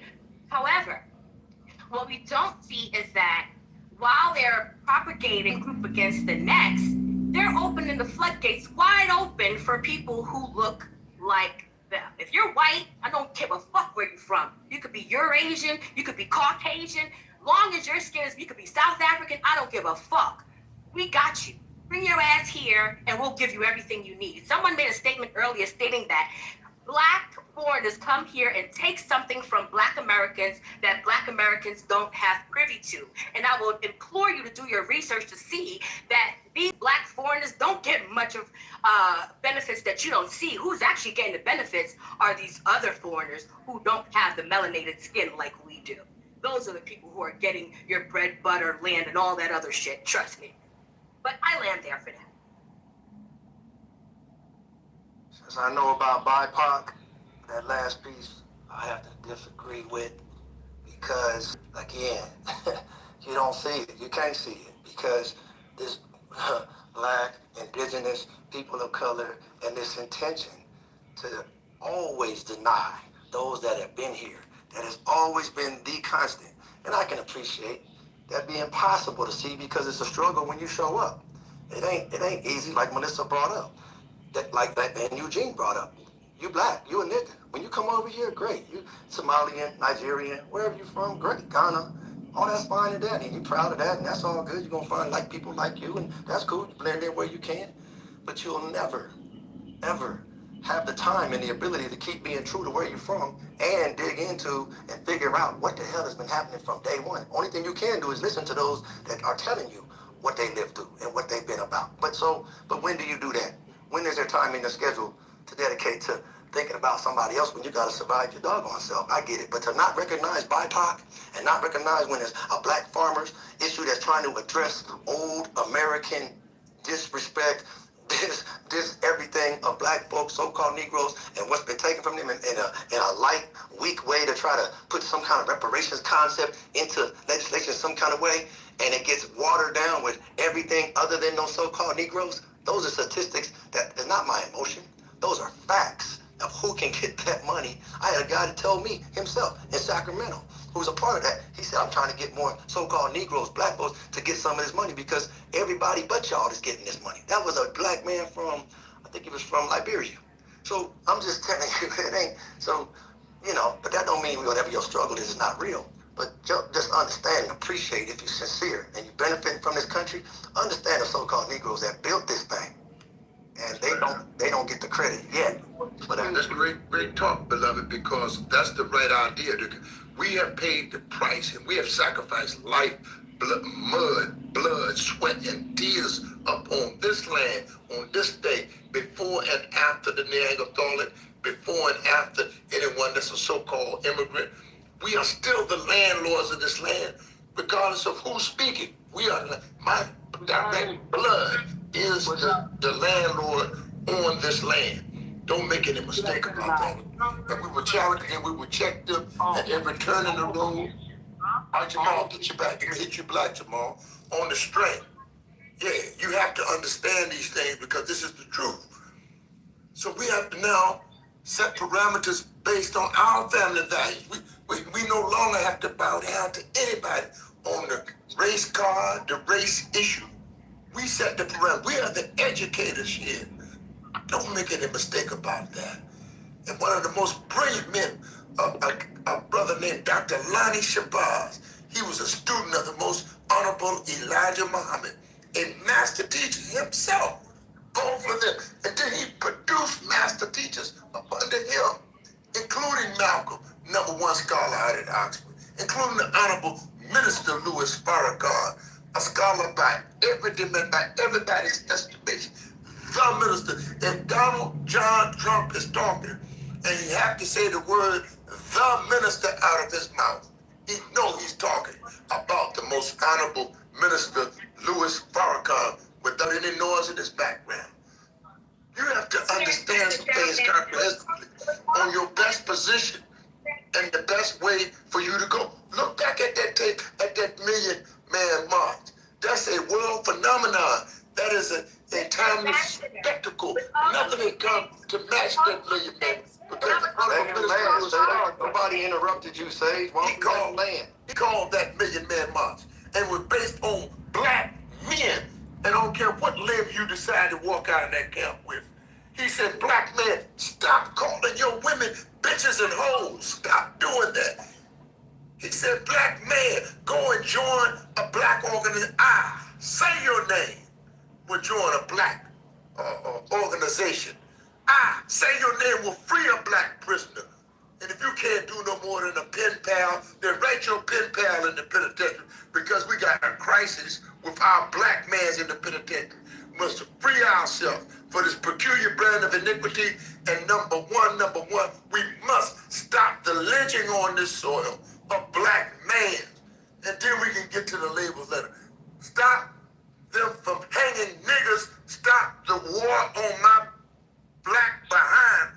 As a nigga, as a black man, as a Neanderthalic man, he should not have the right to hang you and walk away with no charges. And somebody forgive him and give him a pardon. No, the Neanderthalic should not get away with that. And we should know exactly who we are. The people, we are the landlords on this land.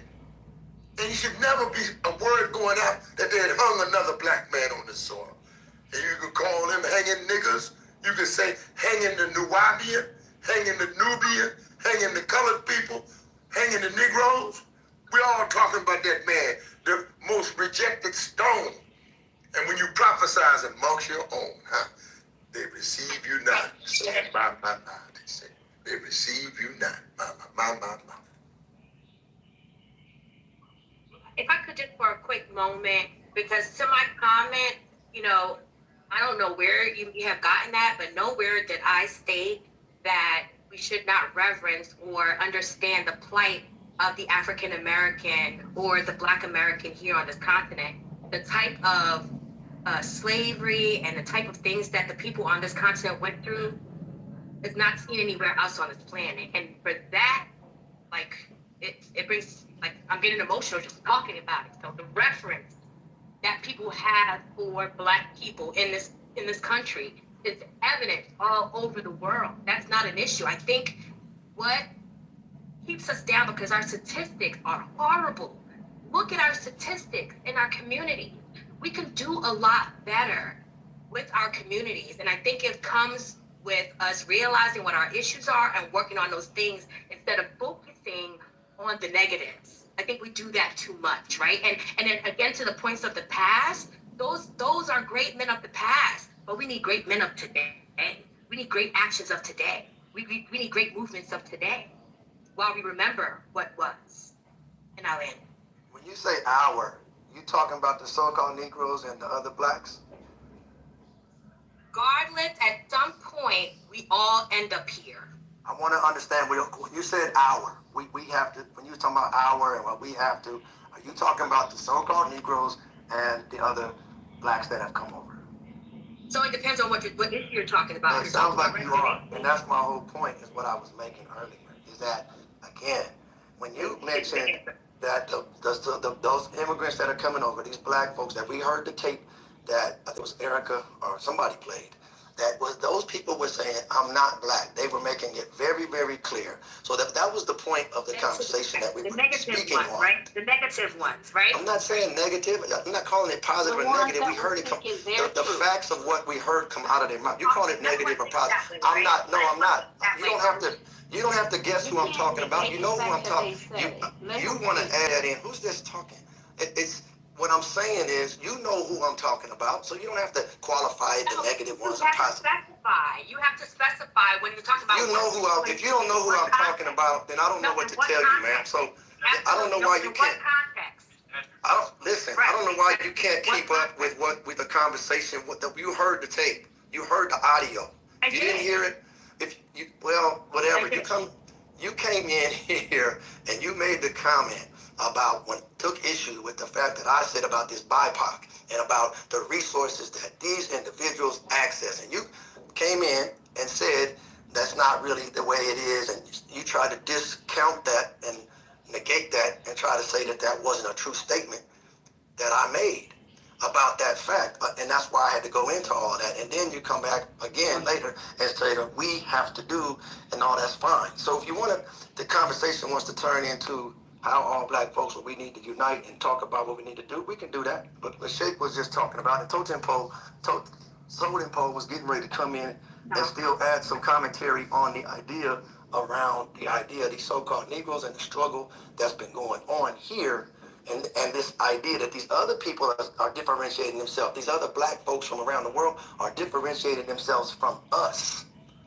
And they reap benefits from doing that. Let's be crystal clear. If they reaped more benefit by joining on with us, they would have did that. They would say that. They would jump into the whole. Census are these other black groups? I'm not talking about a census, ma'am. I'm not talking about a census. Where are these other black groups? So are you saying if I don't answer that question correctly, then what I said is not true? If I don't answer your question and prove to you with some receipts, then you're telling me what I'm saying is not true? You have to listen and you have to respond. Can he finish first? Because he wasn't done and you jumped in. I wasn't done and you cut me off. You weren't done cutting me off. I was the one talking.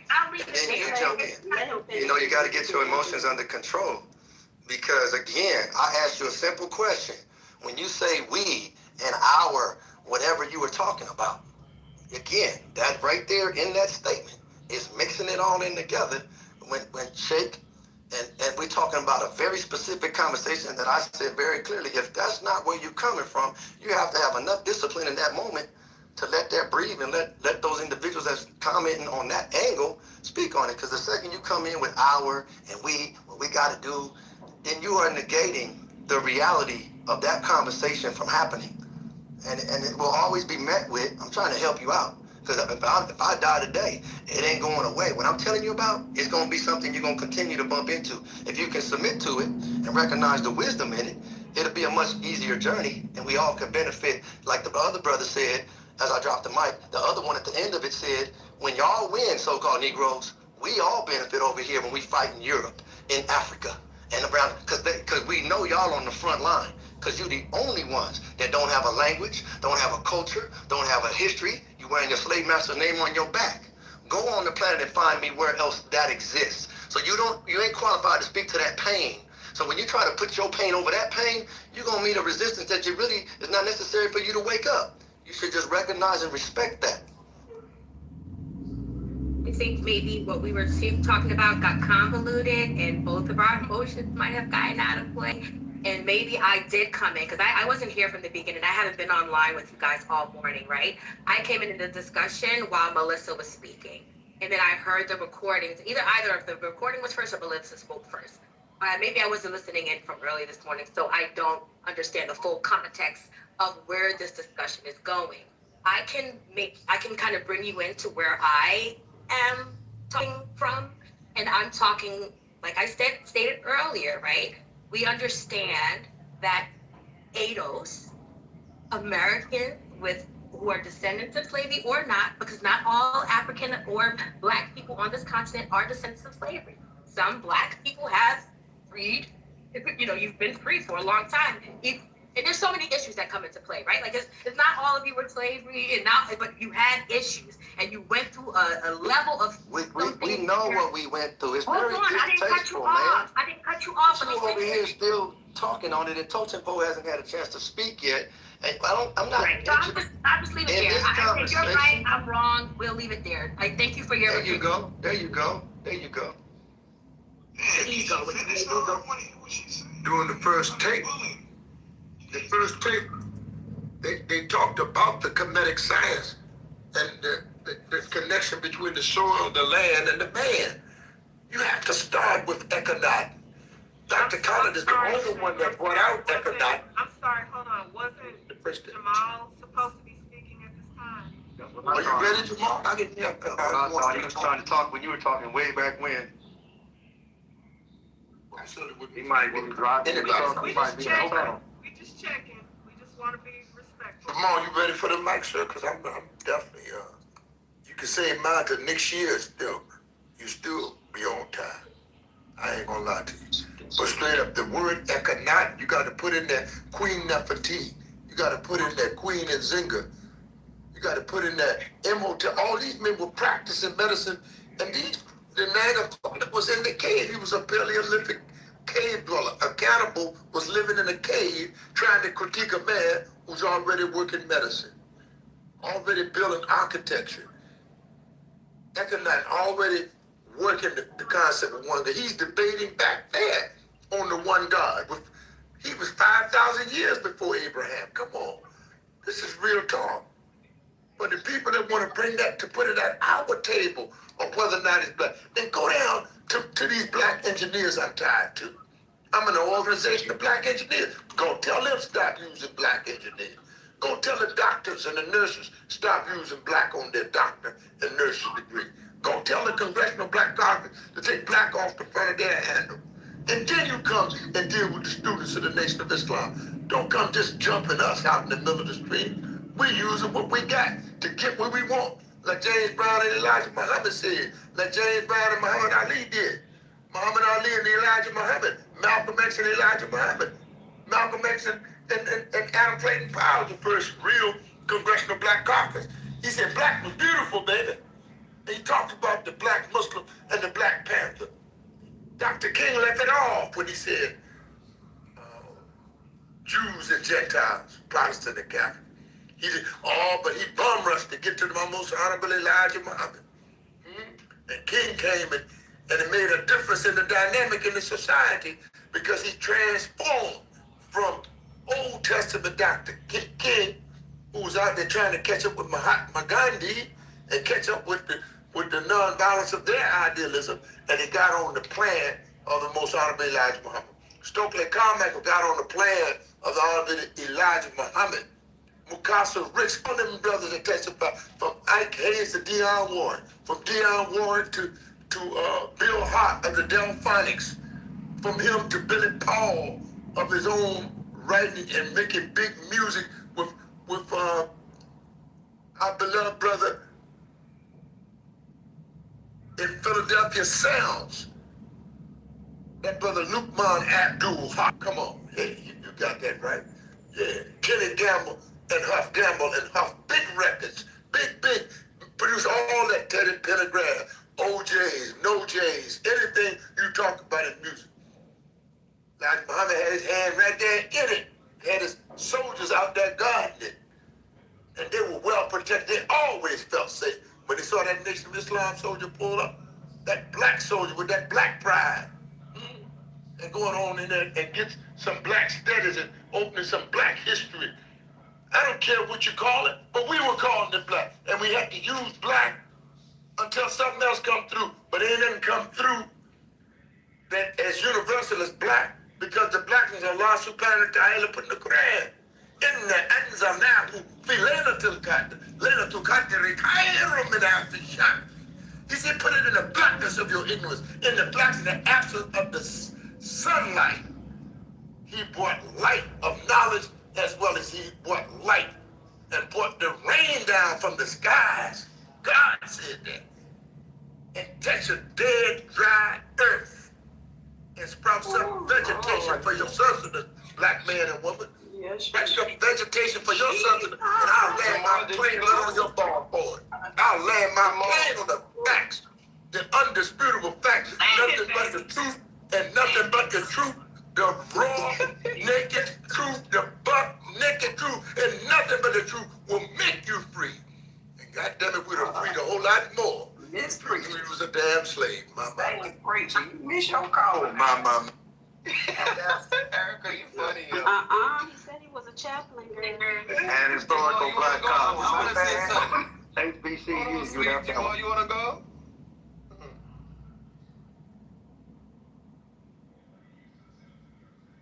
I'm all over there driving through Arizona. Ain't got reception. Oh. Yeah, but to be honest with you, Sweet, like what Eugene just said earlier, like white people doesn't look at melanated people as, you know, oh, they're from Africa, they're from Haiti, they're from Caribbean. They just look at you as black people. Literally, they just literally look at you as black people. You might think, oh, there's a differentiation among black people, but it don't. Pleasure and say you're a black person. You're a black person, regardless of where you come from. But I don't understand what is there this narrative that, you know, that's trying to separate two black melanated people that, you know, there's this narrative online or on social media that they can't come together or they're not together. You know, we understand what black Americans been through in their country. I don't never come in rooms and tell black Americans their own history, their, you know, the suffering, the oppression, because even though people were oppressed in Africa, but it's different when it comes to the Americans, because, for example, Swedes, you know, your great-grandparents might have went through that oppression. They might have, bro. They went through that oppression. That's what I'm saying now. You know, don't say might have, bro. I'm talking about like slavery I'm talking about as in slavery now. I don't know whether, you know, your grandparents were slave or, you know, your great-grandparents were slave or not. So I can't just, you know, assume. That's what I'm just saying. But what I'm saying is, like, assuming you know more about it than I do. No. I'm not saying I know more about it. You said they might have. Yeah, because I don't know whether they were slave or not. Wait, you a fighting ass little nigga. I bet you small too. Okay. I bet you short as hell. Okay. They wasn't saying that when I was playing college basketball at Chaminade University. Nigga, you dunking on people. I guarantee you. I had to respond to you. I was trying to deal with Bossa Boy, but you had to jump in. No, but see what I'm trying to say is, like, I want to respond to you when you're done, bro. Huh? Since you keep talking about me, I want to respond to you when you're done about what Eugene said. Go ahead. Yeah, put me in the queue, because nobody wants to hear this television. Please put me. Go ahead. Okay. If some boys want to talk about me, so I'll respond. No, I'm just saying real quickly, since you already brought up Eugene. I understood the point he made. The point he made at the core of it was white folks ain't gonna treat you as white folks. That was the point he made. But he never is going to go down the road and say that white folks is too stupid to recognize the differentiation of these that just got here and these that been here from day one. Donald Trump told you this is 14th Amendment was for about these so-called Negroes. So let's be clear, bro. You can't ride in on whether it's ignorance or you just don't know or you got another agenda. It doesn't matter to me at all. It's the same. You are not qualified to address that point, man. So to try to then come in and keep riding this wave, which I get it, you gotta look out for yourself. America is a bastard country. Just anybody come through and do whatever you want. But then again, it doesn't negate the fact that these so-called Negroes have been here, bro, putting this work in, doing this, and they have a separate fight from your fight. There's a common fight we all have, for sure.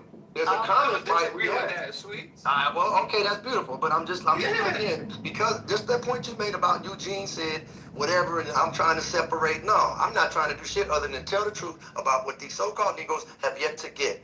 I'm tied to that. I get it if you're not, but I'm gonna stand on that, man. And that needs voice. That needs more voice than it's getting. And every time it tries to get watered down, it does something to me, man. It's always gonna be that way, as long as I'm still breathing. So when I'm telling, and there's a whole lot of others that ain't in this room, there's millions of others that got that same lineage, but they don't have a head and they're not going. And so, meanwhile, there'll be a whole bunch of folks will still continue to get benefits. And there's no Negroes I know of that's running out here trying to stop that. Some people in these rooms trying to stop that. That's not where I'm coming from. That's not where my minister's coming from. But what I am saying is there's got to be time and space to speak on that very specific journey that ambassador was talking about. This black struggle that we say it loud and I'm black and I'm proud. We made that a powerful, strong thing. That's why they had to mix that in with all kind of other stuff. We were very clear, and like the brother said on that cassette, on the audio we listened to, your struggle as so-called Negroes, what he was saying is it benefits the rest of the planet. We've been knowing, but it's time that we also make it benefit us, and that has yet to happen. So as you try to mix in and we won in our struggle and we all the same, as you're doing that, I get it, you have your individual gripes and stuff, but there will never be a silencing of what that story is about them so-called Negroes, and nobody can tell it better than the ones that can go back to their grandparents and show you on their birth certificates where it said they were classified as Negroes. They're tied to that story, man, in a different kind of way.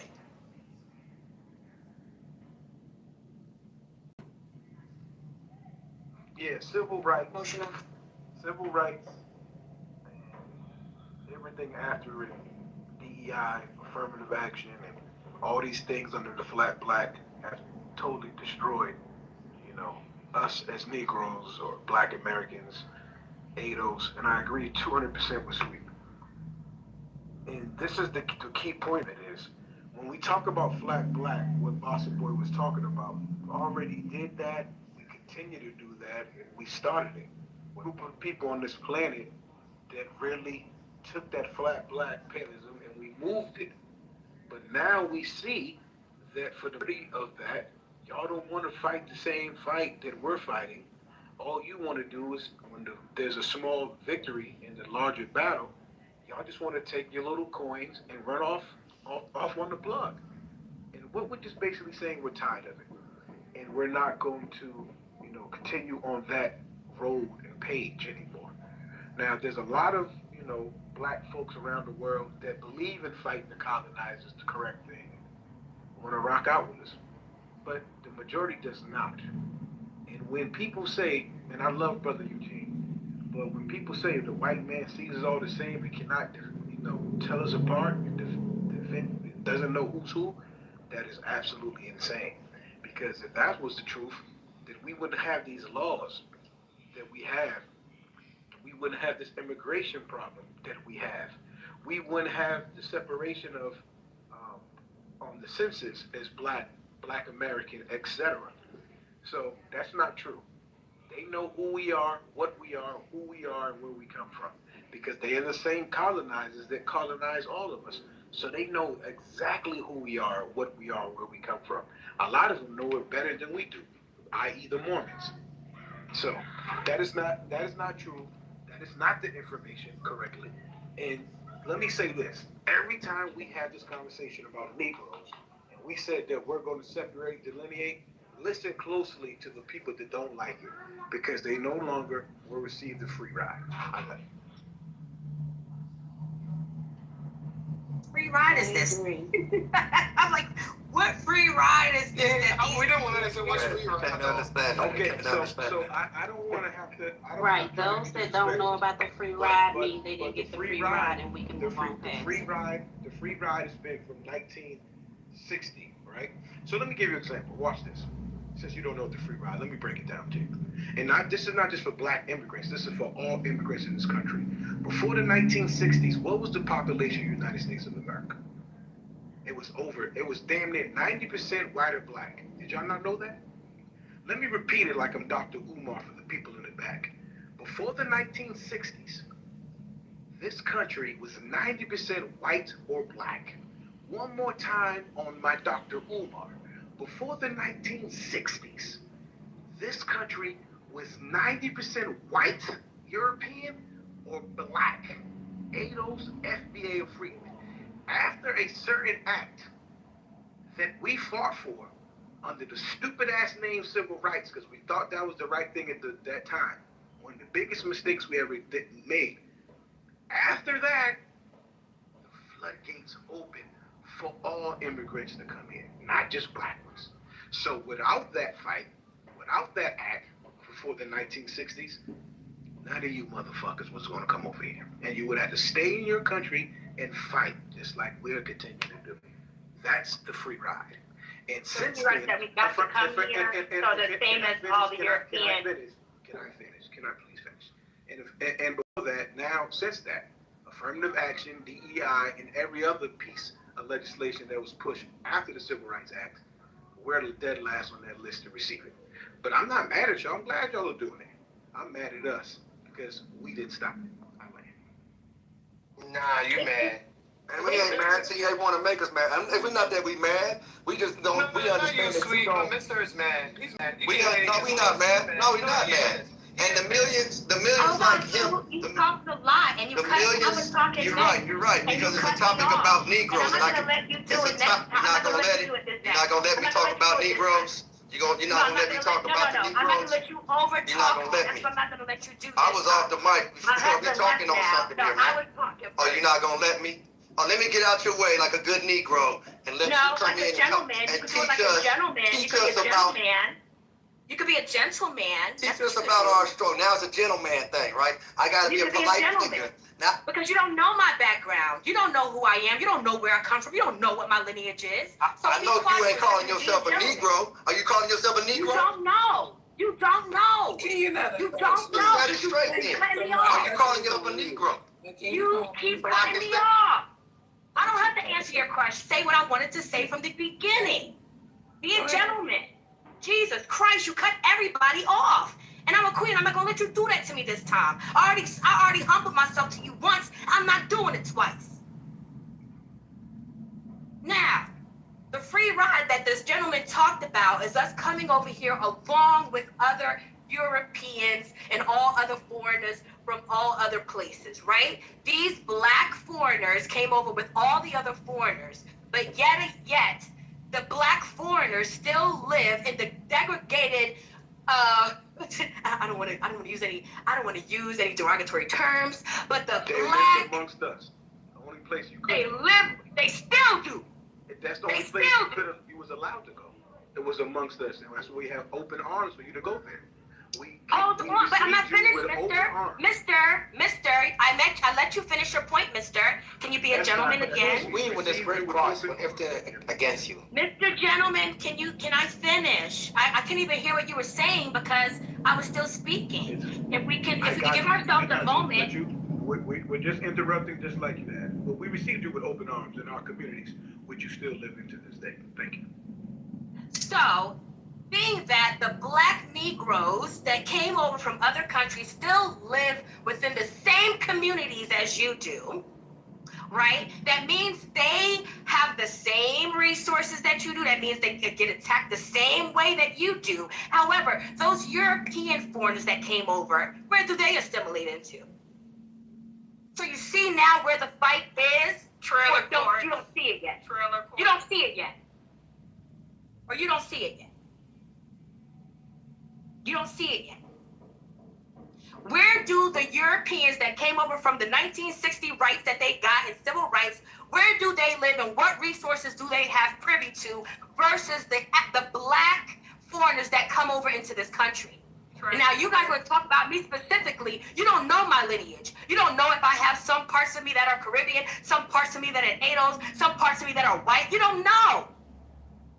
So stop speaking about things in absolutes and look at the community for what the demographic is. And yes, like I've been stating, we understand that there's a place where you need to draw a line because there's something there that needs to be rectified. There's something there that needs to be, I can't even find the right words. It's not even reparations. There's another term for it that what you guys should be getting in on top of reparations because of the bullshit that you went through in this country. No one's going against that. What I'm saying is that the fight that happens within our community is done to all of us. All of our children are subjected to the same motherfucking things right now in today's world. That is not true, but it's not terrorism talk. How not? If you're gonna disagree with my point, how not? Give me one example. It's not true. And I'll give you plenty of examples. That's good. We are not But can you use your inside voice the same in our communities. Well, I'll give you an example right now. It's Minnesota. There's never been a time where Black Americans could go to any state and steal millions of dollars and have other people actually campaign, you know. What the fuck? Now that Trump been doing this shit, what the fuck? The president is the fucking worst piece of shit of life, you know? You over here talking about Somalian or transaction? Tethers are now triggered. Oh my God, bro. The tethers are triggered. They lied to you. I got you. Look, just chill out, get your paperwork together, and you'll be fine, okay? Relax, calm down, get your paperwork together. Hopefully you're not under the TPS situation or anything, and we will pray for you, okay? Now, I'm gonna give you an example since you just said it. They got to get their paperwork right, or they're gonna get the first flight. Get your paperwork right, or get the first flight. Now, you asked for an example. The example is in Minnesota, where thousands and thousands of Somalians have came here and stole money, IDs, paperwork. They scammed the whole state, county, city. Don't see a lot of arrests. I don't see a lot of people going to prison. I don't see a lot of people persecuted. But let a Black American pedophile nigga, lying ass, motherfucker down the front. I know. Once again, we want you to get your paperwork. He's supposed to be correct. He's racist. He's lying. Hey, but you gotta go on just jumping off the mic, Jay. Let him finish, okay? Go ahead. I want you to get your paperwork correct, brother. We wish you the I'm gonna best. just call ICE on your motherfucking ass and let them know you online like this. Gotcha. Brother Totopo, it's not worth going back and forth with the tethers. All right, we just pray for their paperwork. Now, like I said, the Somalian situation is a perfect example of what we're talking about, because we can't do that. Black Americans will be prosecuted the highest level if we tried any of that. It's not the same. And this is what I want you to, Brother James, I'm glad you. Okay, once again, please get your paperwork right. We're going to pray for you. We wish you the best. We hope you can stay in the country. We hope you can stay here amongst us. I'm going back we home. Wanted you to come. We wanted you to come here. Mister, I want to respond to your point, Mister. Can you stay focused? I'm trying to land the plane. Stop you won't let me speak. You keep interrupting because I know you're terrified to go back to your country. So the point I'm trying to make is that we have multiple examples of all immigrants in this country violating laws, federally, local, state, and not being prosecuted at all. They're actually being championed for what they're doing. Now, when we do that as Black Americans, ADOS, FBA, we are prosecuted to the highest level. We are prosecuted to levels that don't even seem possible. So once again, when you say that we're the same, we're treated the same, they cannot tell us who we are, you're wrong. Last point, when you watch the legacy media, right? Anytime that is an immigrant, the champion on legacy media, right? What happens when the legacy media does the separation? The white folks on legacy media. We know the answer. They're always Black Americans when it's something negative, and then they're Haitian or Trinidadian, Bajan or Somali when it's something great. We have to stop with this misinformation. We have to. Now, my last point, watch this, James. Since we are on with our, submission, what are the tethers doing to work with the Black Americans so we can fight the colonizer here and globally? You're doing nothing. Nothing. Zero. Zilch. You haven't done nothing ever. That's the point we're trying to make you understand. That we thought you coming here was going to fight together, but you never fought. You took your Happy Meal. This sellout. This Russell. Because you made one example. You landed? Okay, thank you for your submission. Now, you're talking about the Somali group that is in Minnesota. And now this is, from what I understand, I don't know the full story. Maybe you're more into it because you're maybe MAGA. Sounds like you are. You may know more about the Somali situation. But from what I understand from immigration, right, these people may have come over, filed for petitions for their families to come over, and they all ended up in this one area. They may have been there for 10, 20, maybe more years and worked themselves up into the administrative branches of the government of their towns and able to maneuver and do certain things that their white counterparts do and are not found out for and know the loopholes in order to get certain resources, and they're maybe being criminalized about it. I don't know for sure. However, outside of that community, like I stated before, and many of the other communities that you can see around the world, and you know, I could just pick any. Detroit, okay, where there's a lot of Black people living in a certain area together. Washington, D.C., another one, where you have groups of melanated people living. I'm sorry? I said Michigan waters. They know how to control you to get you, you know. Oh, it doesn't matter. But so I'm trying to make a point here. You're distracting me. But in these other communities outside of the Somali community that you've referenced, any town, Miami, you know, there are people living in these communities that are blended. You know, you wouldn't be able to tell if the governor, and he's melanated, if he had parents from the Caribbean or Africa. You wouldn't know. Or maybe they are African American, right? I live in a town where they're predominantly Black, and we all predominantly own our homes. And this community is quite diverse.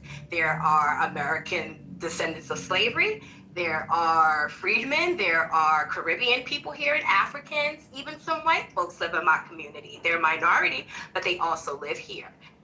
We have made our way into the executive branches of our government within the township. We are in our fire departments. We are in our police departments.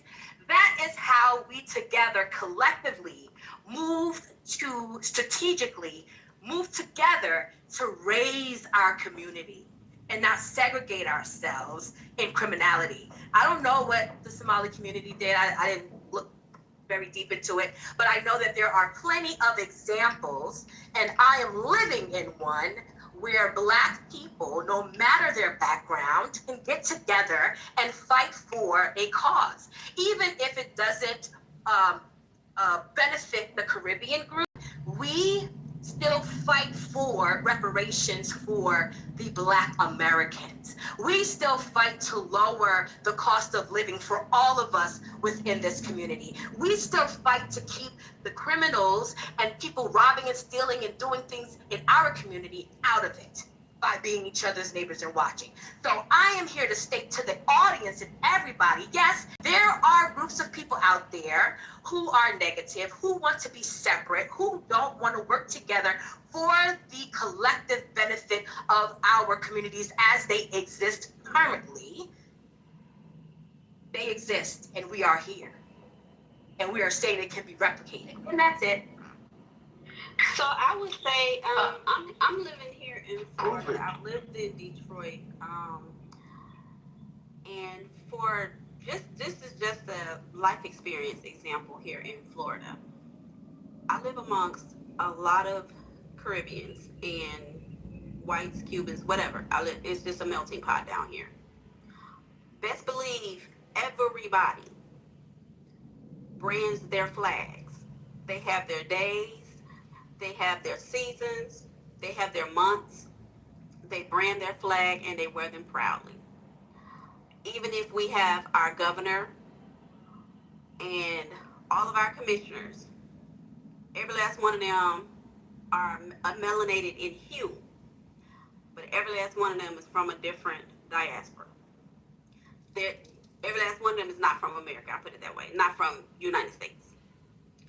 So, no, none of them, though, are asking for a fight for reparations, though. It would be nice to see that they took the black plight and fought for it, but I haven't seen that as of yet. However, when Trump said he was going to stop the temporary protective order, they fought for that. They stood for that. But I haven't really seen an actual Black American issue be fought for. You know, That's my. You know what Makarov was saying in European conference in Germany? Just listen to what he said. But I'm not done. She's still talking, man. She's still talking, bro. Damn, you can't hear her talking? Go on mute. Damn, that tether is The vice president. He's tethering at a high level. We just gotta pray for that brother and make sure his paperwork is together. Go ahead, Sister Lucifer. Mr. Wilson, when I tell you I love your commentary. So, I just needed to say that part about just life experience for me. And I think a lot of people on this stage know by now what I do as my profession and what I see every single day. So, and every single day that I work, I give out way more services to everybody that is not me.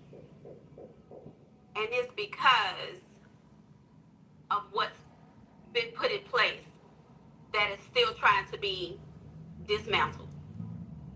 And I land on that because I'm just hearing a lot of this stuff, and it ain't a lot of times that I agree with Sweet, because he can be long-winded, but this right here, I tell you, he's bringing it on home.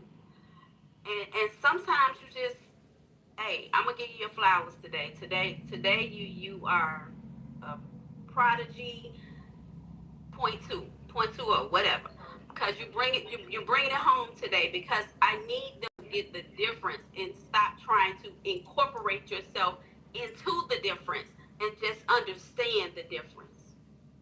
And see, stop trying to tell us about the difference. Stop trying to tell us your story of the difference. Understand this difference and quit getting mad because it's our experience.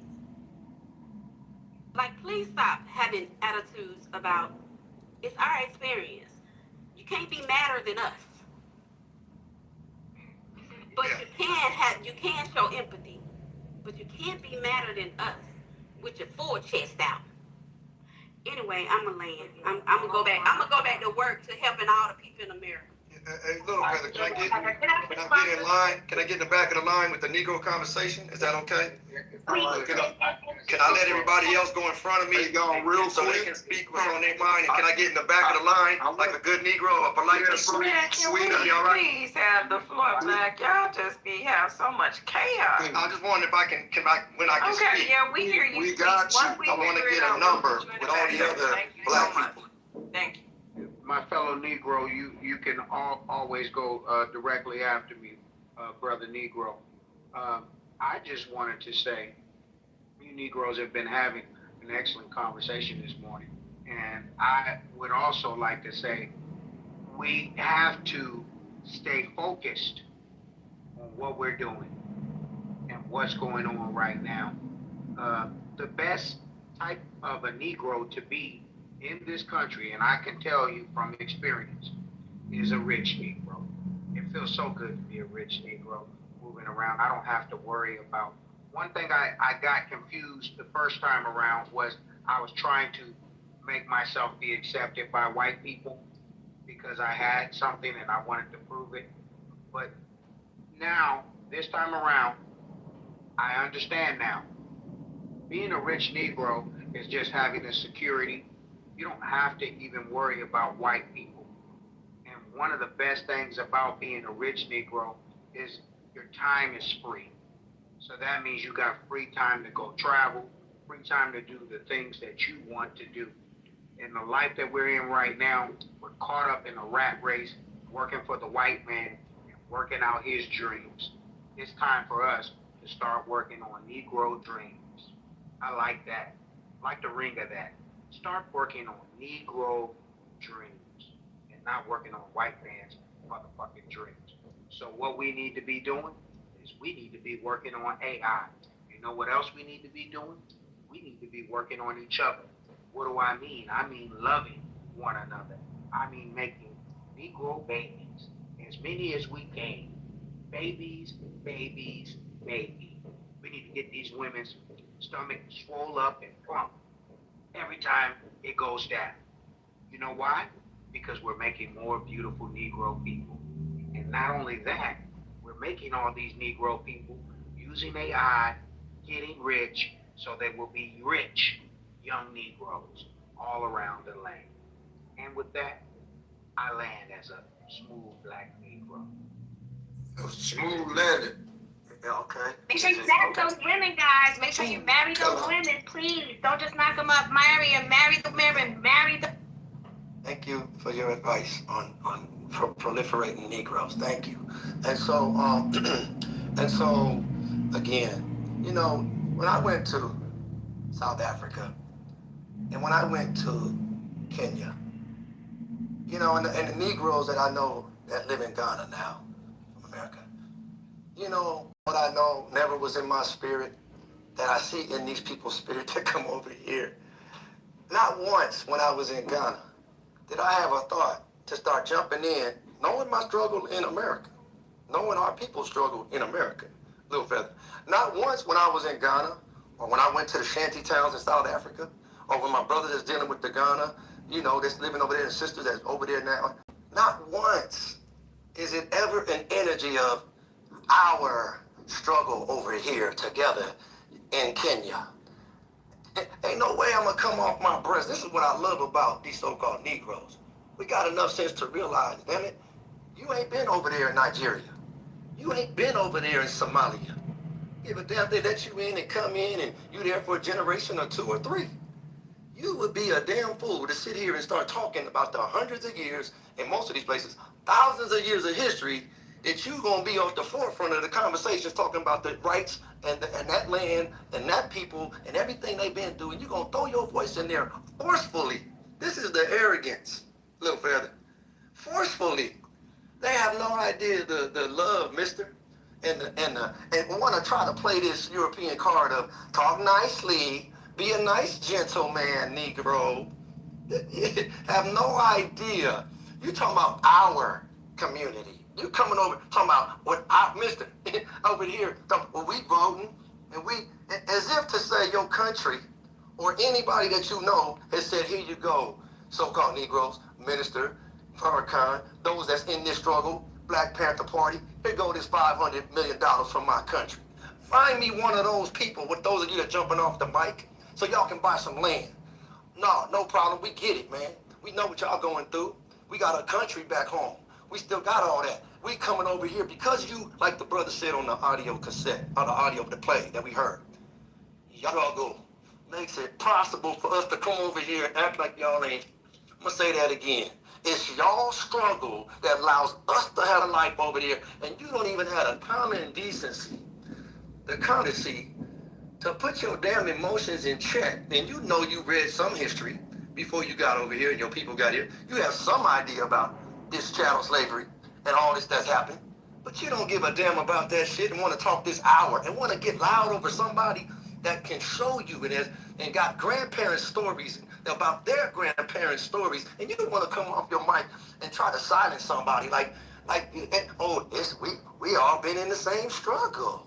What's wrong with y'all? You've been bought in, whether you recognize it or not, into this arrogant ass white supremacist bullshit that you ride that shit and you benefit off of it and you cool with us staying like we are. Not putting no fingers to the plow, ain't coming over here getting no land for us, doing none of that shit. Not once. If you can prove me wrong, I'll stand corrected. Show me the millions of dollars that you or anybody else has bought so that these Negroes can have that land free and clear for themselves. If you want to talk about you in this struggle with us. So in the meanwhile, yeah, like Donald Trump knows, he definitely knows how to differentiate. He know the game he playing that you can't see, obviously.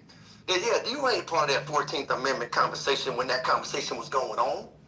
And as they keep moving the bar, and then you get the benefit of the 1960s, like my man said beautifully. that fight, that struggle. You wasn't there when them water hoses was being put on and them dogs was over there, and that's just a small piece of what was captured on a video. You wasn't being burned at the stake. Nigga, well, you want to come up in here and raise your voice? You should be real careful in this hour, because God is straightening the record out now. Whether you understand it or not, you should be real clear on what's your lane and what's not your lane. Because you're going to mess around and be in the wrong place at the wrong time when everyone out here is trying to survive. And they try to say, we all the same. Bullshit. Our stories are different. Yours is yours, ours is ours. And I'd be a goddamn fool to go over to Kenya or anywhere else on this planet talking about, yeah, I've been in Japan all this time. Yeah, we all in this shit together. No, I'm not. I'm brand new to that country. If I've been there a generation or 2 or 3 or 4 or 5 or 10, I'm new to that country. And I should be true to what has made it possible for me to even be in that country. No matter what that looks like, man. Okay. Now, let me bring a little bit of, wow. Let me bring a little bit of balance to this, okay? So, that people in the audience don't get mistaken for thinking that Black Americans, indigenous to this land, that they are thinking that we are just cherry picking and we are just throwing people under the bus. Let me show you how this shit works. Diabolical, what I'm breaking down. I'm prompting the shit out of my AI and it is just feeding me the information. Let me show you how the Black community, the indigenous community, has been on the bottom by the biggest percentage for the longest time. I'm gonna break this down for y'all. Y'all just bear with me for a second. So, I wanted to ask, I said, inside of the $19 billion worth of fraud, yes, billion with a B, $19 billion worth of fraud that they found. Wow. How does this directly hurt the indigenous Black community here in the Americas, the ones that have been here? Now follow me.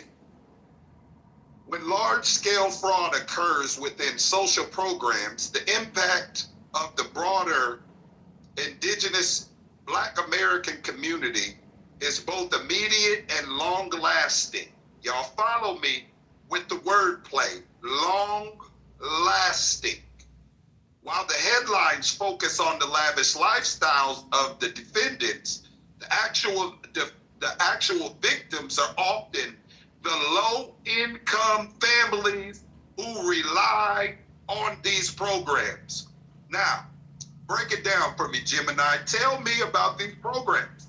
Now, we've got one specifically that the Somalians targeted, and not just the Somalians, the Kenyans also.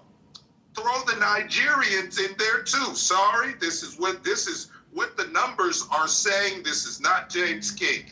Now, let me tell you guys about a program that was started for the low-income Black community specifically. It's called Feeding Our Future.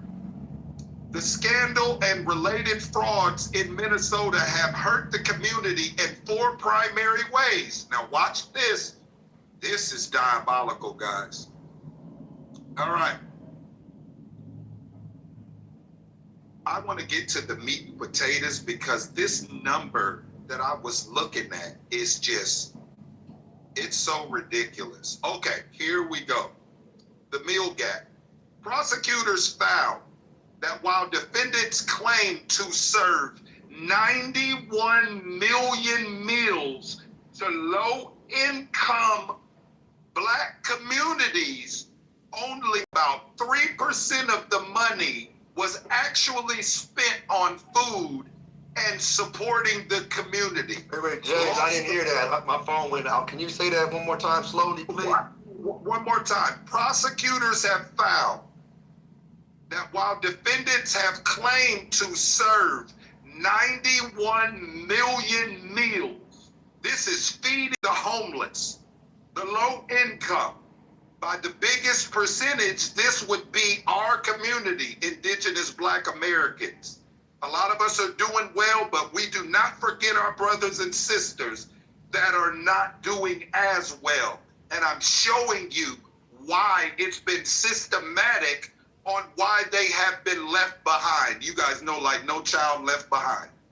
Only about 3% of the 91 million meals of the money was actually spent on food. Lost support in neighborhoods like North Minnesota and Cedar Riverside, where food insecurity is a genuine issue. Those millions could have funded legitimate after-school programs, high-quality groceries, and stable nutrition for years. Did y'all hear that? Years. Instead, the money was funneled into luxury real estate in Kenya, Turkey, Somalia, and wealthy neighborhoods inside of the United States of America. I think y'all need to hear that again. I think you need to understand. Run it back. What is going on? I'm gonna bring it back like the DJ.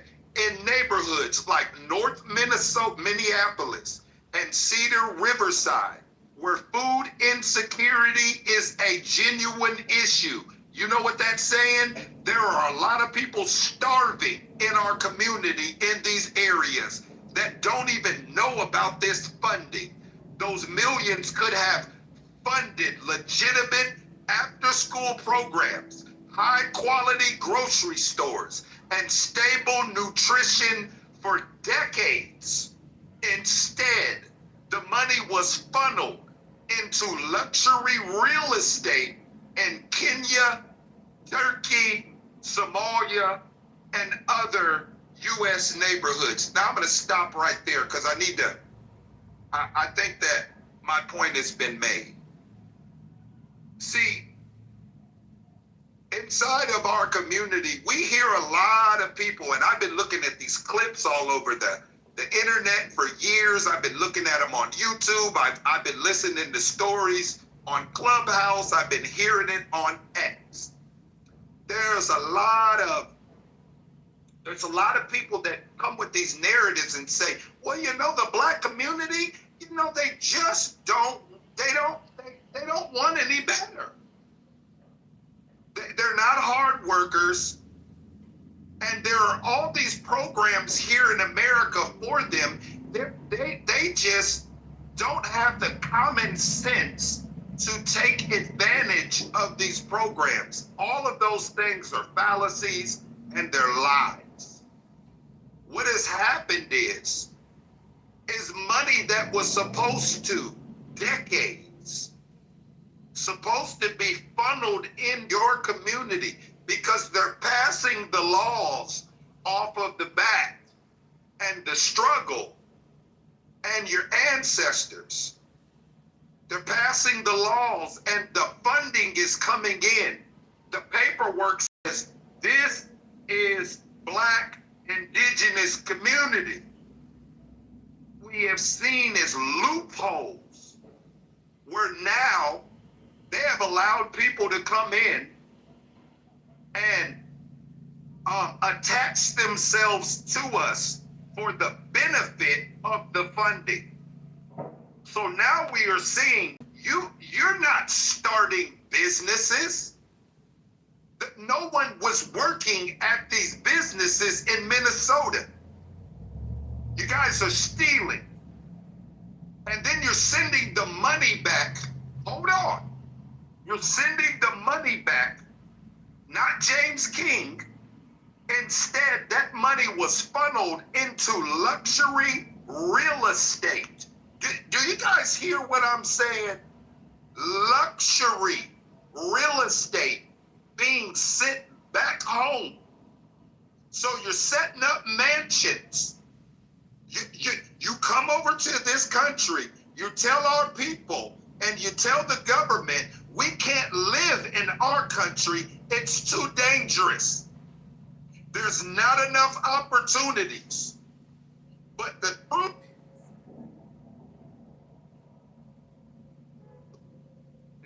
block that call. The truth is, country was so dangerous, you would be funneling this money back into American society. That is not what's happening.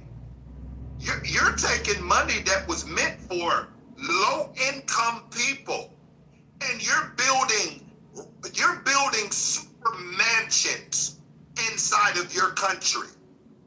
You're building up your own communities back home.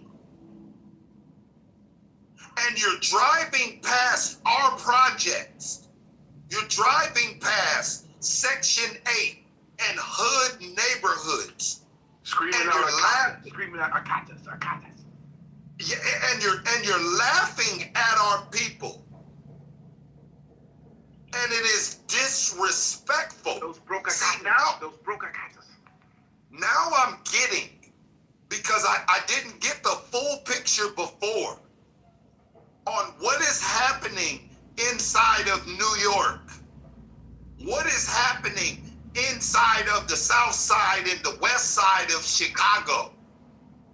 What is happening in Houston, Texas, New Orleans, Baton Rouge, Dallas, Texas, Miami-Dade County, Tampa Bay, the pork and bean projects. See, now I get it. Don't let me leave out California, Watts, Compton, South Central. Now I get it. The money's being taken in our name. It's supposed to be benefiting and helping these single black women or women with children, these single mothers, and these black men who have fell on hard times, and they're just trying to work their way back. Tomatoes, salsa verde.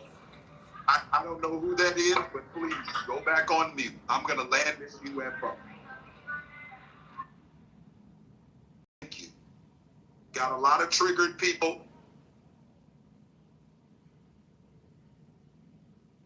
Because of fraud and a lot of stealing going on. I'm going to land on this. Mr. Wilson was correct. That if we pull the things that you guys are allowed to pull in this country, me and Mr. Wilson, our whole life will be ruined. You broke Arcatas. They will take me and Mr. Wilson, what we have worked for, certificates, degrees, they will hit us with fines. Utopia. Next time you come on the mic. They will hit us with fines. Will systematically probably ruin the rest of our lives. What happens with you guys is you get to funnel this money back home. You get a slap on the wrist, and then taxpayers are paying for your tickets back home. Donald Trump is sending you back to the crib, but he's paying for it. See, if you're really for the black community, you would speak out against this unrighteousness. If you're really in support of what is happening here in America and how systematically we have been left to the bottom as a whole, you would champion our black men and women, and you would join in this fight. I didn't hear one Somalian or one Kenyan who was a part of that $19 billion scandal. $19 billion. I wonder what $19 billion could have done for our people. I wonder what it could have did for those children that go to school hungry in the morning. For the ones that are signing themselves up for programs like Friend Indeed.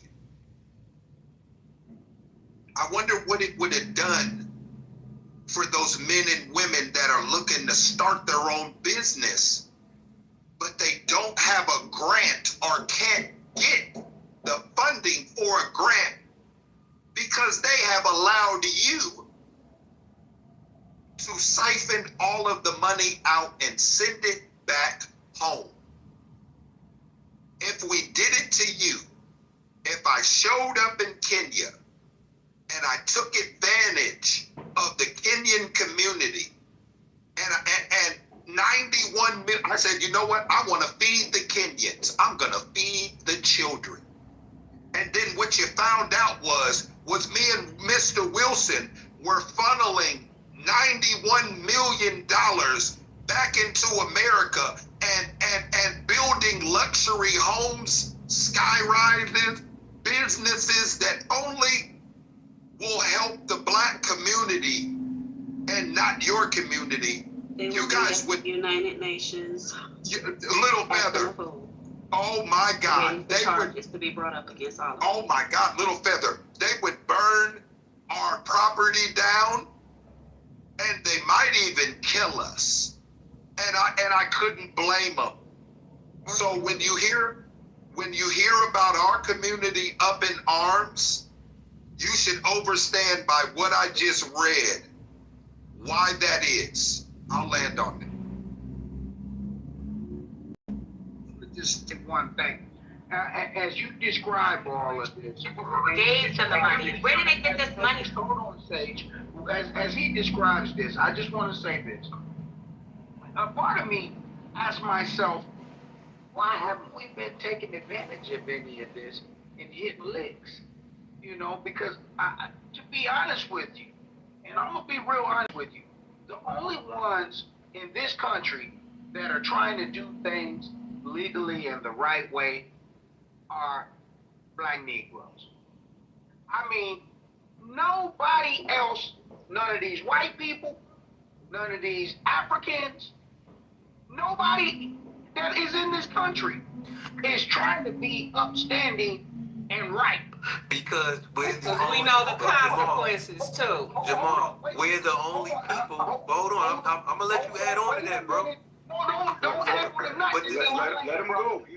Jamal waited for like 2 hours to talk. Go ahead, Toby. And my thing is this, and I'm gonna give it back to you, RJ, because I know you talking good sense, and Mister, and all of y'all talking good sense. But I just want you to understand, I'm fucking with some people right now, Serbia.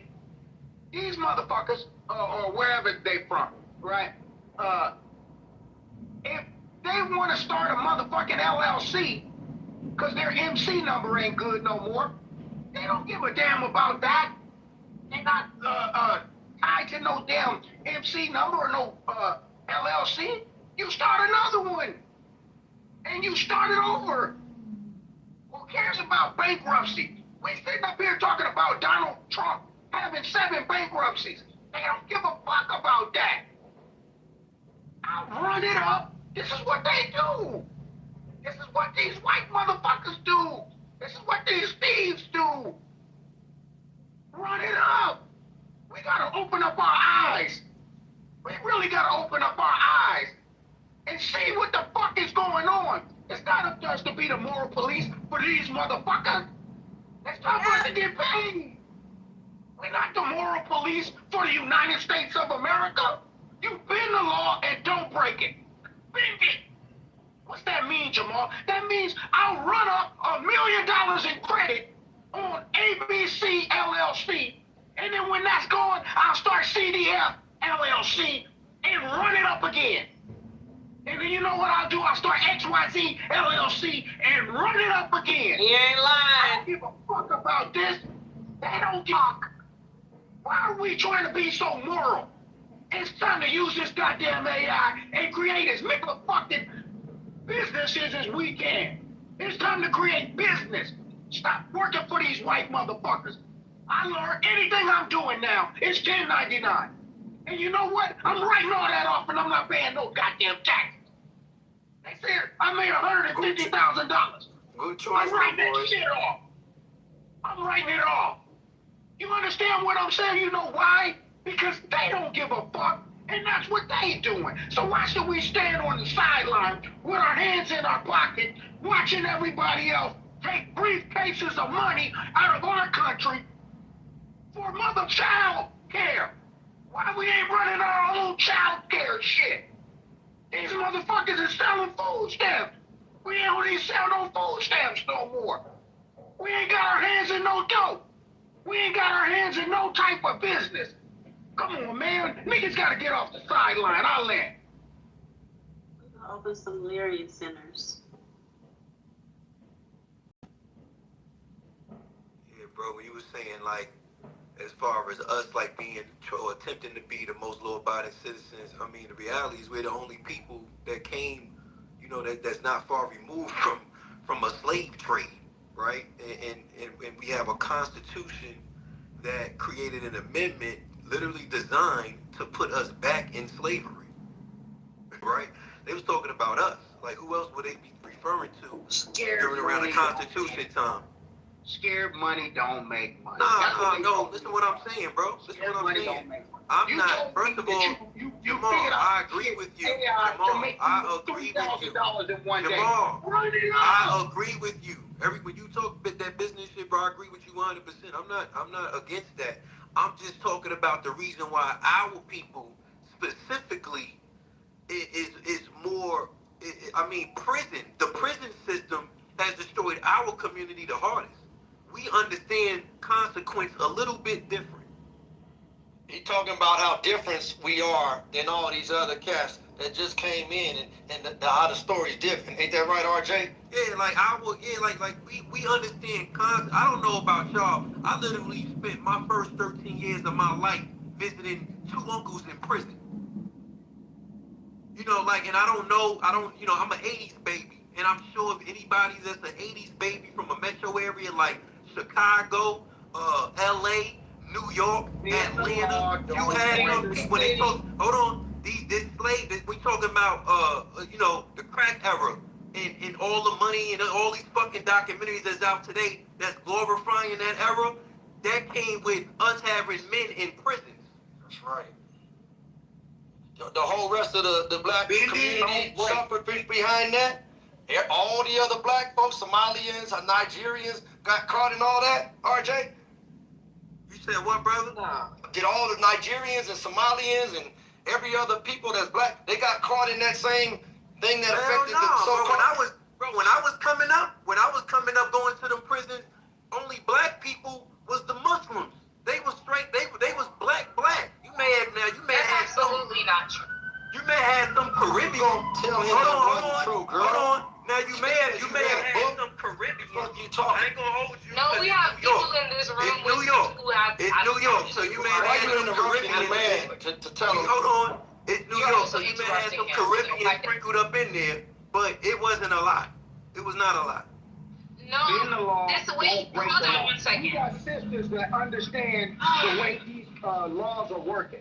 Right now, we got sisters that are educated that can tell you, you know what? Well, Mel, hold on. I'm confused. Mel, okay, so like you're trying, are you attempting to say that that's not true? I can't talk over people. Do this or do that. Let Mel go. Like, I don't even know what she comes in combat about. The loopholes. There's loopholes to all this shit. Let's hear Mel's experience and how let's hear what Mel has to say. Let's hear Mel's wisdom told him. Go ahead, Mel. Tell RJ how he wrong. Go ahead. Hold on 1 second. Can I get a spoon? Thank you so much. The thing is that there's like, I find that from a first-hand, thank you so much. I appreciate you, babe. There's from a first-hand experience, right? Like, first of all, like, I just sat on the road and waited for the cops to get done with a young black man simply because I was fearful for his life and what situation he might have going on. I don't know where he's from, what culture he's from. He's not Haitian. I don't think so, but that's the type of love that I expect from all black people. Secondly, in regards to MJ's point, right, the thing is that there's people in this room, dude, I'm not calling you, I'm married. There's people in this room who the actual, and I'm not going to say names because that's too much, but I know from firsthand experience who are of African descent, whose parents came here, they integrated society, and they went under the prison industrial complex for selling crack, selling all types of drugs. Not just in your community, I know Haitians, right, who do the same thing. Even in hip hop, we have examples of that, but real life Haitians and Africans assimilated in black culture and got caught up with the same drug situations that you guys got caught up with, right? But in their case, they get deported for that if they're not American. So maybe that's you don't have as many issues because people who do those type of crimes that are not from this country, you get instantly deported, right? And so this idea that there's no Africans and Haitians who are who've gotten in trouble for drugs and gang and violence and it's disparaging as far as black men in the prison industrial complex. That's simply not true. The numbers are not going to be high. Immigration for countries like Haiti, Jamaica, Africa didn't start until the 90s. It didn't really start until that point, right? So you have people coming in and then are assimilating. Their first generation is not going to be a full assimilation. It's second generation assimilation that you're seeing, right? And that's really the 90s and 2000s. And there's tons of people, and I don't want to call out no names, but literally in this room with us every day who has that lived experience of being from another country and watching their siblings fall under the prison industrial, right? Okay, so so I just don't think that's one entirely big, but you also have to keep into fact that immigration of black immigration didn't start until the 80s and 90s. Thank you. How much time do you think hold on. black immigration is Hold on, you was responding to me. Jamel, you was responding to me. 1 second. Jamal is my name. I mean, Jamal, my bad. I apologize, bro. Right. I'm just I asking. apologize. We got the same name, bro. RJ, I think it would be better suited for RJ to answer. Hold on, Jamal. Go ahead, RJ. I'll go after you. All right, look, so I didn't know your name was Jamal either, RJ. Yeah, so look, so when we talk about the concept right now, granted, I'm not even taking that from you. It doesn't align with what I think it aligns perfectly with what I'm saying. You're talking about people in the 80s. First, when we talk about generationally, right? Whoever was getting in trouble in the 80s, they didn't have their papers, so they was just getting sent back. They didn't have to stay. They didn't have to sit in prison for long periods of time while their children come visit them in and out, hoping that they get back to the street and hoping that they get back to assimilating in life once they get home. They didn't have to go through that whole process. So like again, so when we talk about the prison system, because I grew up, I literally grew up in the visiting rooms. I grew up going to the trailer visits over the weekend, spending the night. I grew up in community with that. And it wasn't no fucking Caribbeans, bro. These are facts, because it was even times where my grandmother will connect with other, women around in her age group at the fucking conjugal visits, where come to find out they knew the same people. Now we in New York State. They knew the same people all the way down in South Carolina. At the conjugal visits, though? Facts. And I mean, not the my bad, the trailer visits. Oh, okay, because I'm like, my bad. Slavery. It was a slavery to prison pipeline. So we talk about the elders.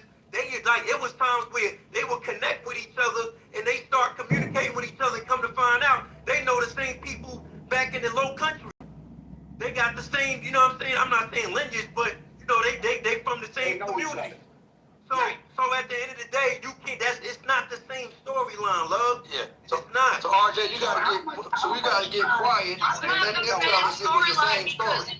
They've been in the same story prior to them being there. There's not gonna be a history of Africans and Haitians in the criminal industrial complex prior to the 2000s and 90s because they didn't have the numbers. They weren't there. Exactly. So you're comparing apples to oranges. I was speaking to what you said, right? You said there's no Africans, there's no black who have to go through the prison industrial complex like black Americans do. That's what I'm speaking to. That simply is not true. That's not true. Yeah, that's not what I said. I said when I was there, I didn't see none of them. That's what I said. You weren't there, right? But you're comparing struggle to struggle. Hold on 1 second, please.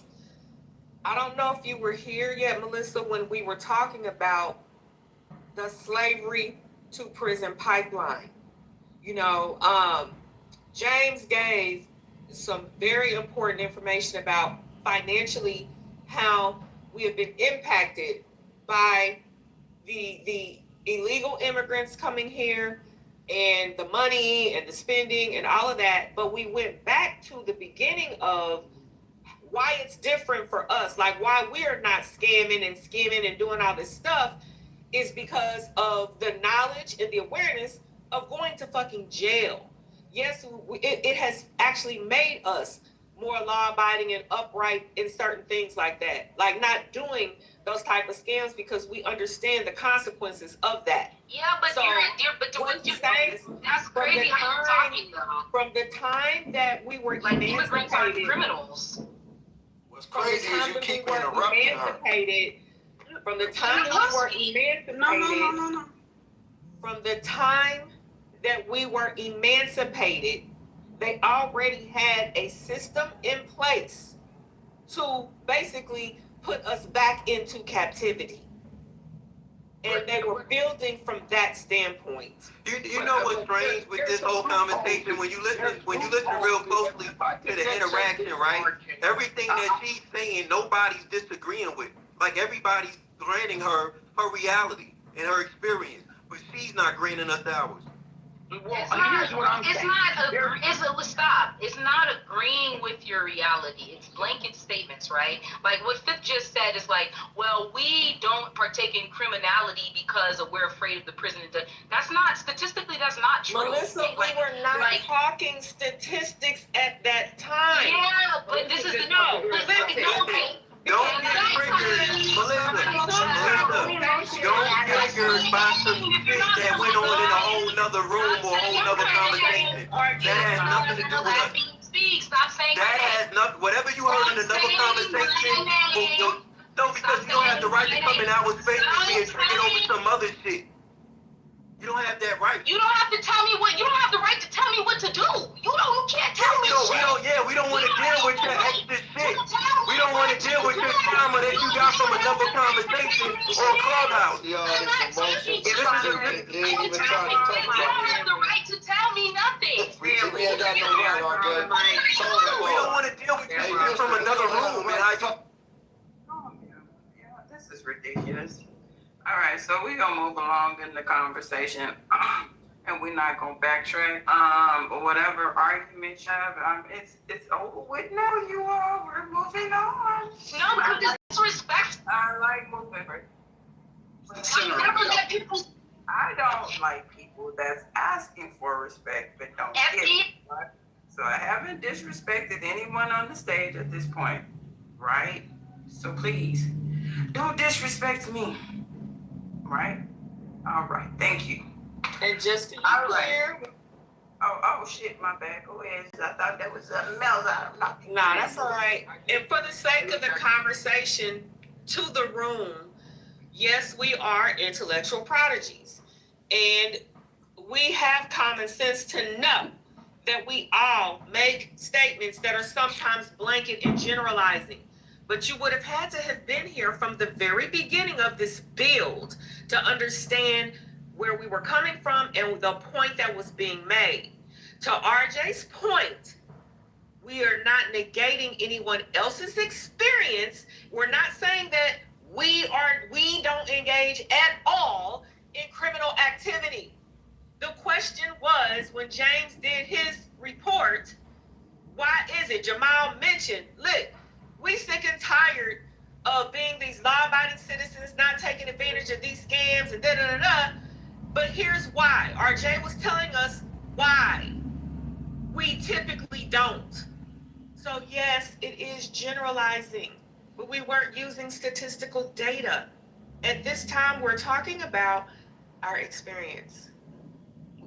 Look, I just want to say one thing, and that's this. I'm not telling people to go out and buy kilos of dope or break laws. That's not what I'm saying. Clean that up, Totem Pole. Clean that shit up. Can I please just speak? What I'm saying is, we have to understand the limits of the law, and we have people who know the law. Crystal knows the law. Fifth knows the law. There's women in your community who understand the law. There's men in your community who understand the law. We need to be approaching this from a loophole format, because that's what they're doing. They're looking for loopholes. Nobody's trying to break laws where they spend 20 and 30 years in prison. because they will put your black ass in prison. And we know that. But what we need to be doing is riding right on the edge. Right on the edge. It's a razor thin edge. And that's where we need to be moving. And where we need to be moving with that is through AI. Like I said, it's not illegal to start another LLC. That's not illegal. It's not illegal to run up your business credit until it ain't no more good and start another business. That's not illegal. It's not illegal to run your credit up, giving it to your friend to run up their credit. That's not illegal. It's not illegal for us to work together and put a plan together through AI and follow it step by step together. It's not illegal for us to work as a community. That's not illegal. You know, one of the things that the Somalians were doing that was so cold about what they were doing, they had their women on welfare while their husbands are still there. We do that all the time. Their husbands is coming home every night. They got a community structure where they taking one woman is receiving all the money from taking care of these kids. And it might only be 10 kids or 15 kids. And then they routing this shit through somebody who's in the office that's working in the government. And they're working together. It's nothing wrong with working with each other. One of our biggest problems, the Mexicans do it all the time. If I get into a job, if I go into a warehouse job and I am the one at the top and I set the pay scale, right? I'm making sure all my people get in. That's not illegal. It's not illegal to have the whole neighborhood working at one place because Jamal is in here, everybody's in. That's not illegal. You understand? They do this shit all the time. It's not illegal for Little Feather to be an apartment manager at brand new apartments. And for Little Feather to put every one of us in one of them that needs one, or our daughter, or our son. That's not illegal. Some of this shit isn't illegal. You ride the edge. We need to be thinking of us. And as long as we're arguing about bullshit, we can't move together.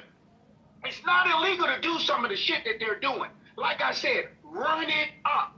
If your credit is good, run it up. Somebody needs to be buying some trucks.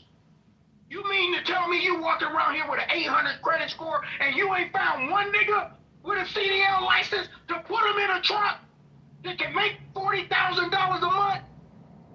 That's not illegal. We gotta start working together. Shame on us for not working together. Sitting in this motherfucker complaining and crying all day, but we still ain't put together nothing to make money. And then my man says 1 in 1,000. The brother Eugene said 1 in 1,000 might have the hustle to do it. That's crazy. It's not illegal for us to get money together. I land. Well, thankfully, there's a whole lot of people that ain't in this room, black folks, so-called Negroes, doing a whole lot of business, got their credit right, doing a whole lot of good things, and it had to do with the fact of that the systematic reality of black folks, so-called Negroes, and they know who they are, and those that know they're not from that know who they are. And again, the pushback really goes back to this idea, RJ, that was being floated earlier. I'm gonna leave the name out of it for now, so we can just focus on the idea about it's all been the same struggle. We all have had the same struggle as those that have been here for a generation or two, or 2001, or 85, or it's the same exact struggle. It's all been the same. But yeah, we been staying, even though we weren't here in the 60s, we weren't here in the 50s, we weren't here in the 40s and 1930s. We don't have no lineage that was here in 1918, born here, but it was all the same struggle. And the disbursement of the money, y'all getting just as much as we getting. We not getting no extra nothing.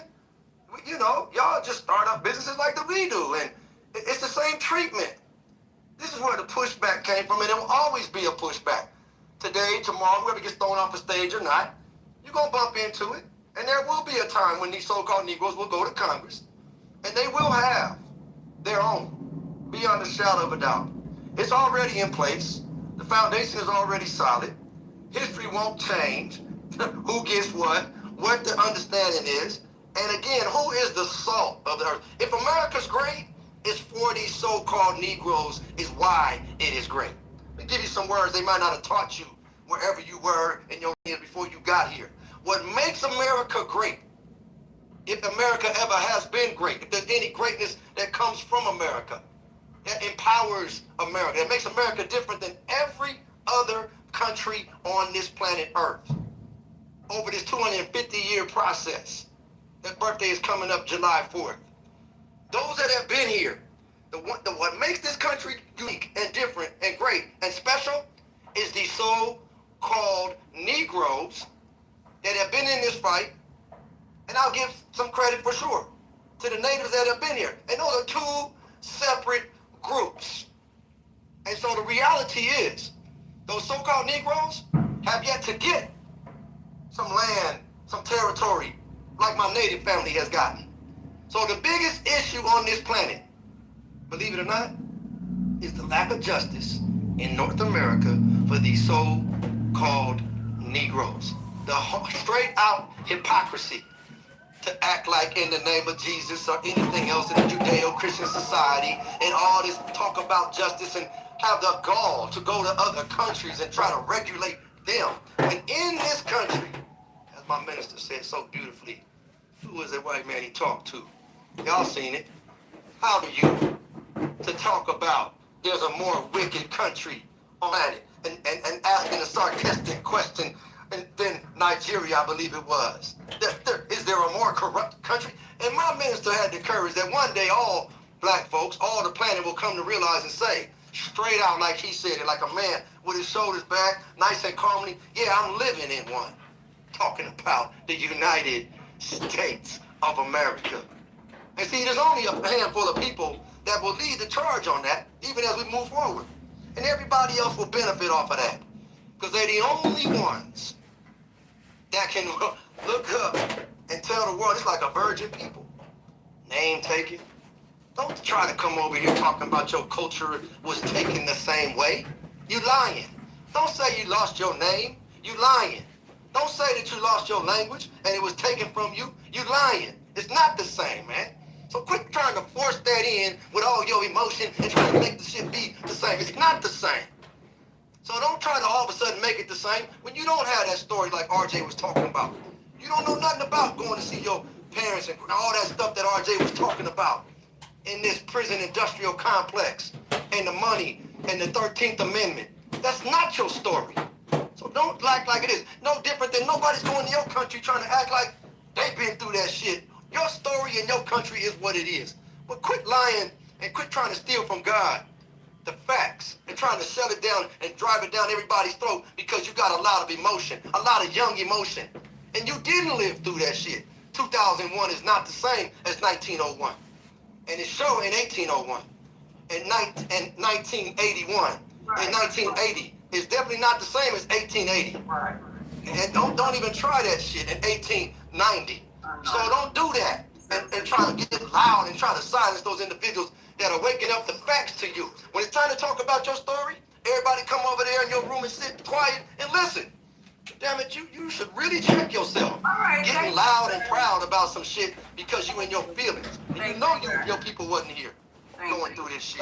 Thank you, sir. You know, I swear to God, I think some of y'all, when y'all get the mic, it's a sound that come on, like dun dun dun, and an invisible podium. That's it. Y'all heard it. Pastor King. I don't know who the fuck y'all be yelling for, but God, no. But look though, he speaking that thing I like, bro, definitely got a portable podium. Okay. Hey, look, I remember, like now, mind you, I was born 85, like, we talking like 96. Like, bro, I remember drug paraphernalia being on the fucking playground in the morning. that was a normal thing during that epidemic. Like you tell me what black country had to deal with that? Kids waking up to drug paraphernalia scattered all on the playground repeatedly every single morning from fiends getting high from the night before. Like, what other people dealt with shit like that?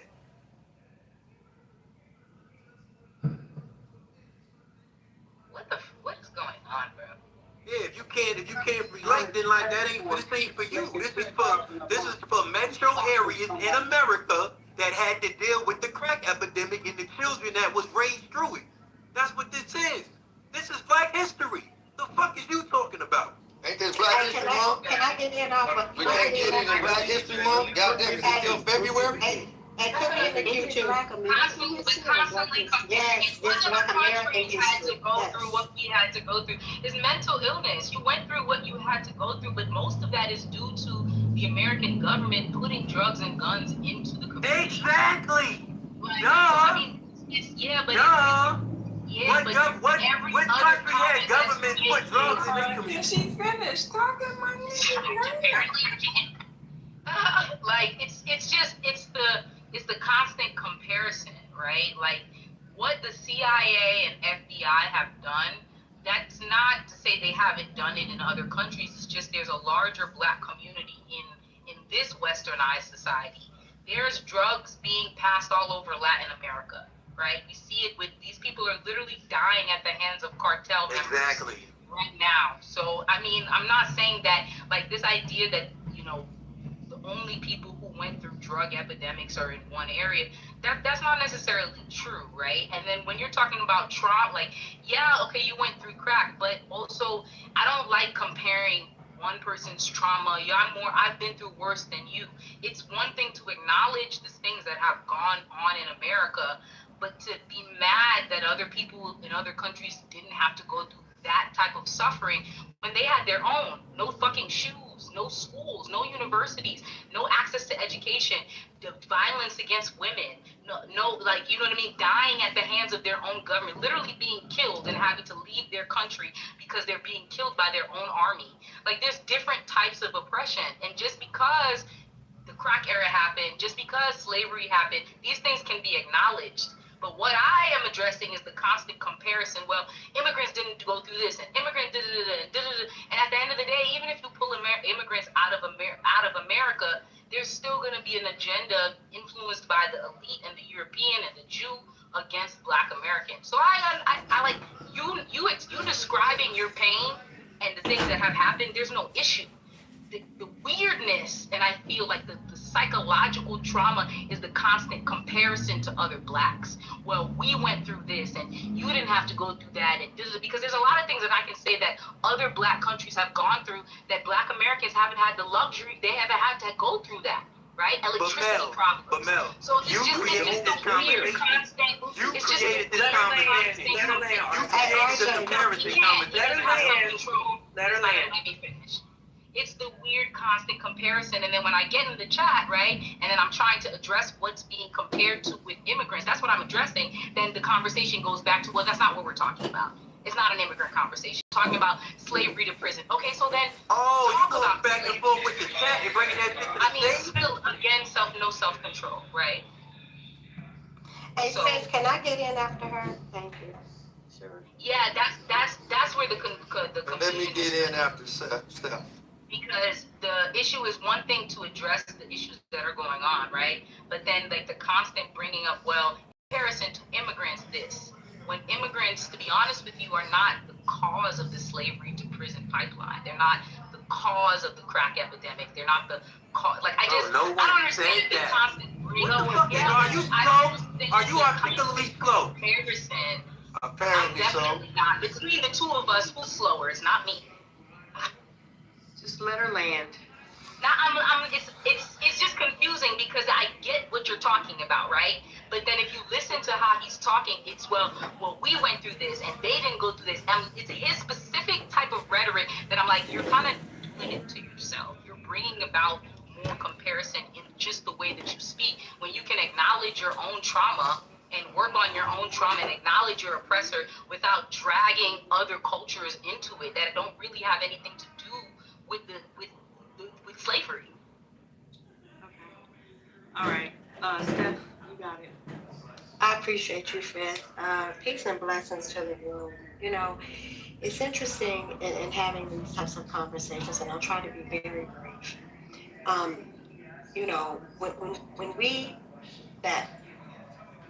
we who've lived through the crack epidemic and can account for how it impacted our families or, other families, our entire community, we're talking about 30 years later, communities still completely dismantled as a result. This was not a one-time instance in which, that happened and now Jews then moved off the block and now the block is back. The block is not back. Others are in our community owning the small businesses that Black people used to own, right? And so it is a generational thing that has happened in our community. And I think that it seems very dismissive to when we are speaking about our experience, to say, oh, well, this happened in other places as well, but we're not in those other places. We're still here on our land. We're not in those other countries, because if we were, then we would not open our mouths to tell people what they should be doing. We would not tell them how they should have responded and how they should act and things of that nature. That's just not our nature, that we don't function and operate that way. So I think, again, when we talk about, drugs being another, we had a president of this country actually put drugs in our neighborhood to fund a war. And then we had people in our Congress pass legislation and bills that would then put those people who sold those drugs in prison.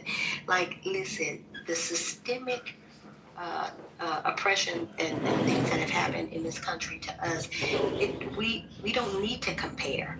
Again, we're speaking about experiences in a land that is ours and that we still occupy. I think there's a distinct difference in that. And so I think people from other countries, if they have, anything to contribute, it should be in support of our plight, not criticism. I'm done. Okay, thank you for that. Very well stated. So, with that being said, are we okay to move on? Because she pretty much nailed it. I'd be willing to. You asked the question to the floor. Can I finish my question? I'm sorry, I thought you had finished the question. Thank you. Okay, so Steph stated that immaculately. So if there isn't any pushback to what Steph has just stated, I have a little pushback to it. To what Steph said? I do. Of course you do. Okay, sweet, you got it. Thank you. Because the reality that RJ was trying to articulate, the reality is, and like she said, similar, but I'll push back and show a difference. It's the constant attempt to draw a false equivalency, which we heard on the stage. Sage said it. Mel was doing it. That's what drives this energy that Mel was taking an issue with, and others, and the other guy that was in here earlier, Fresh, whatever his name was. See, somehow we were going to have to deal with others having a voice.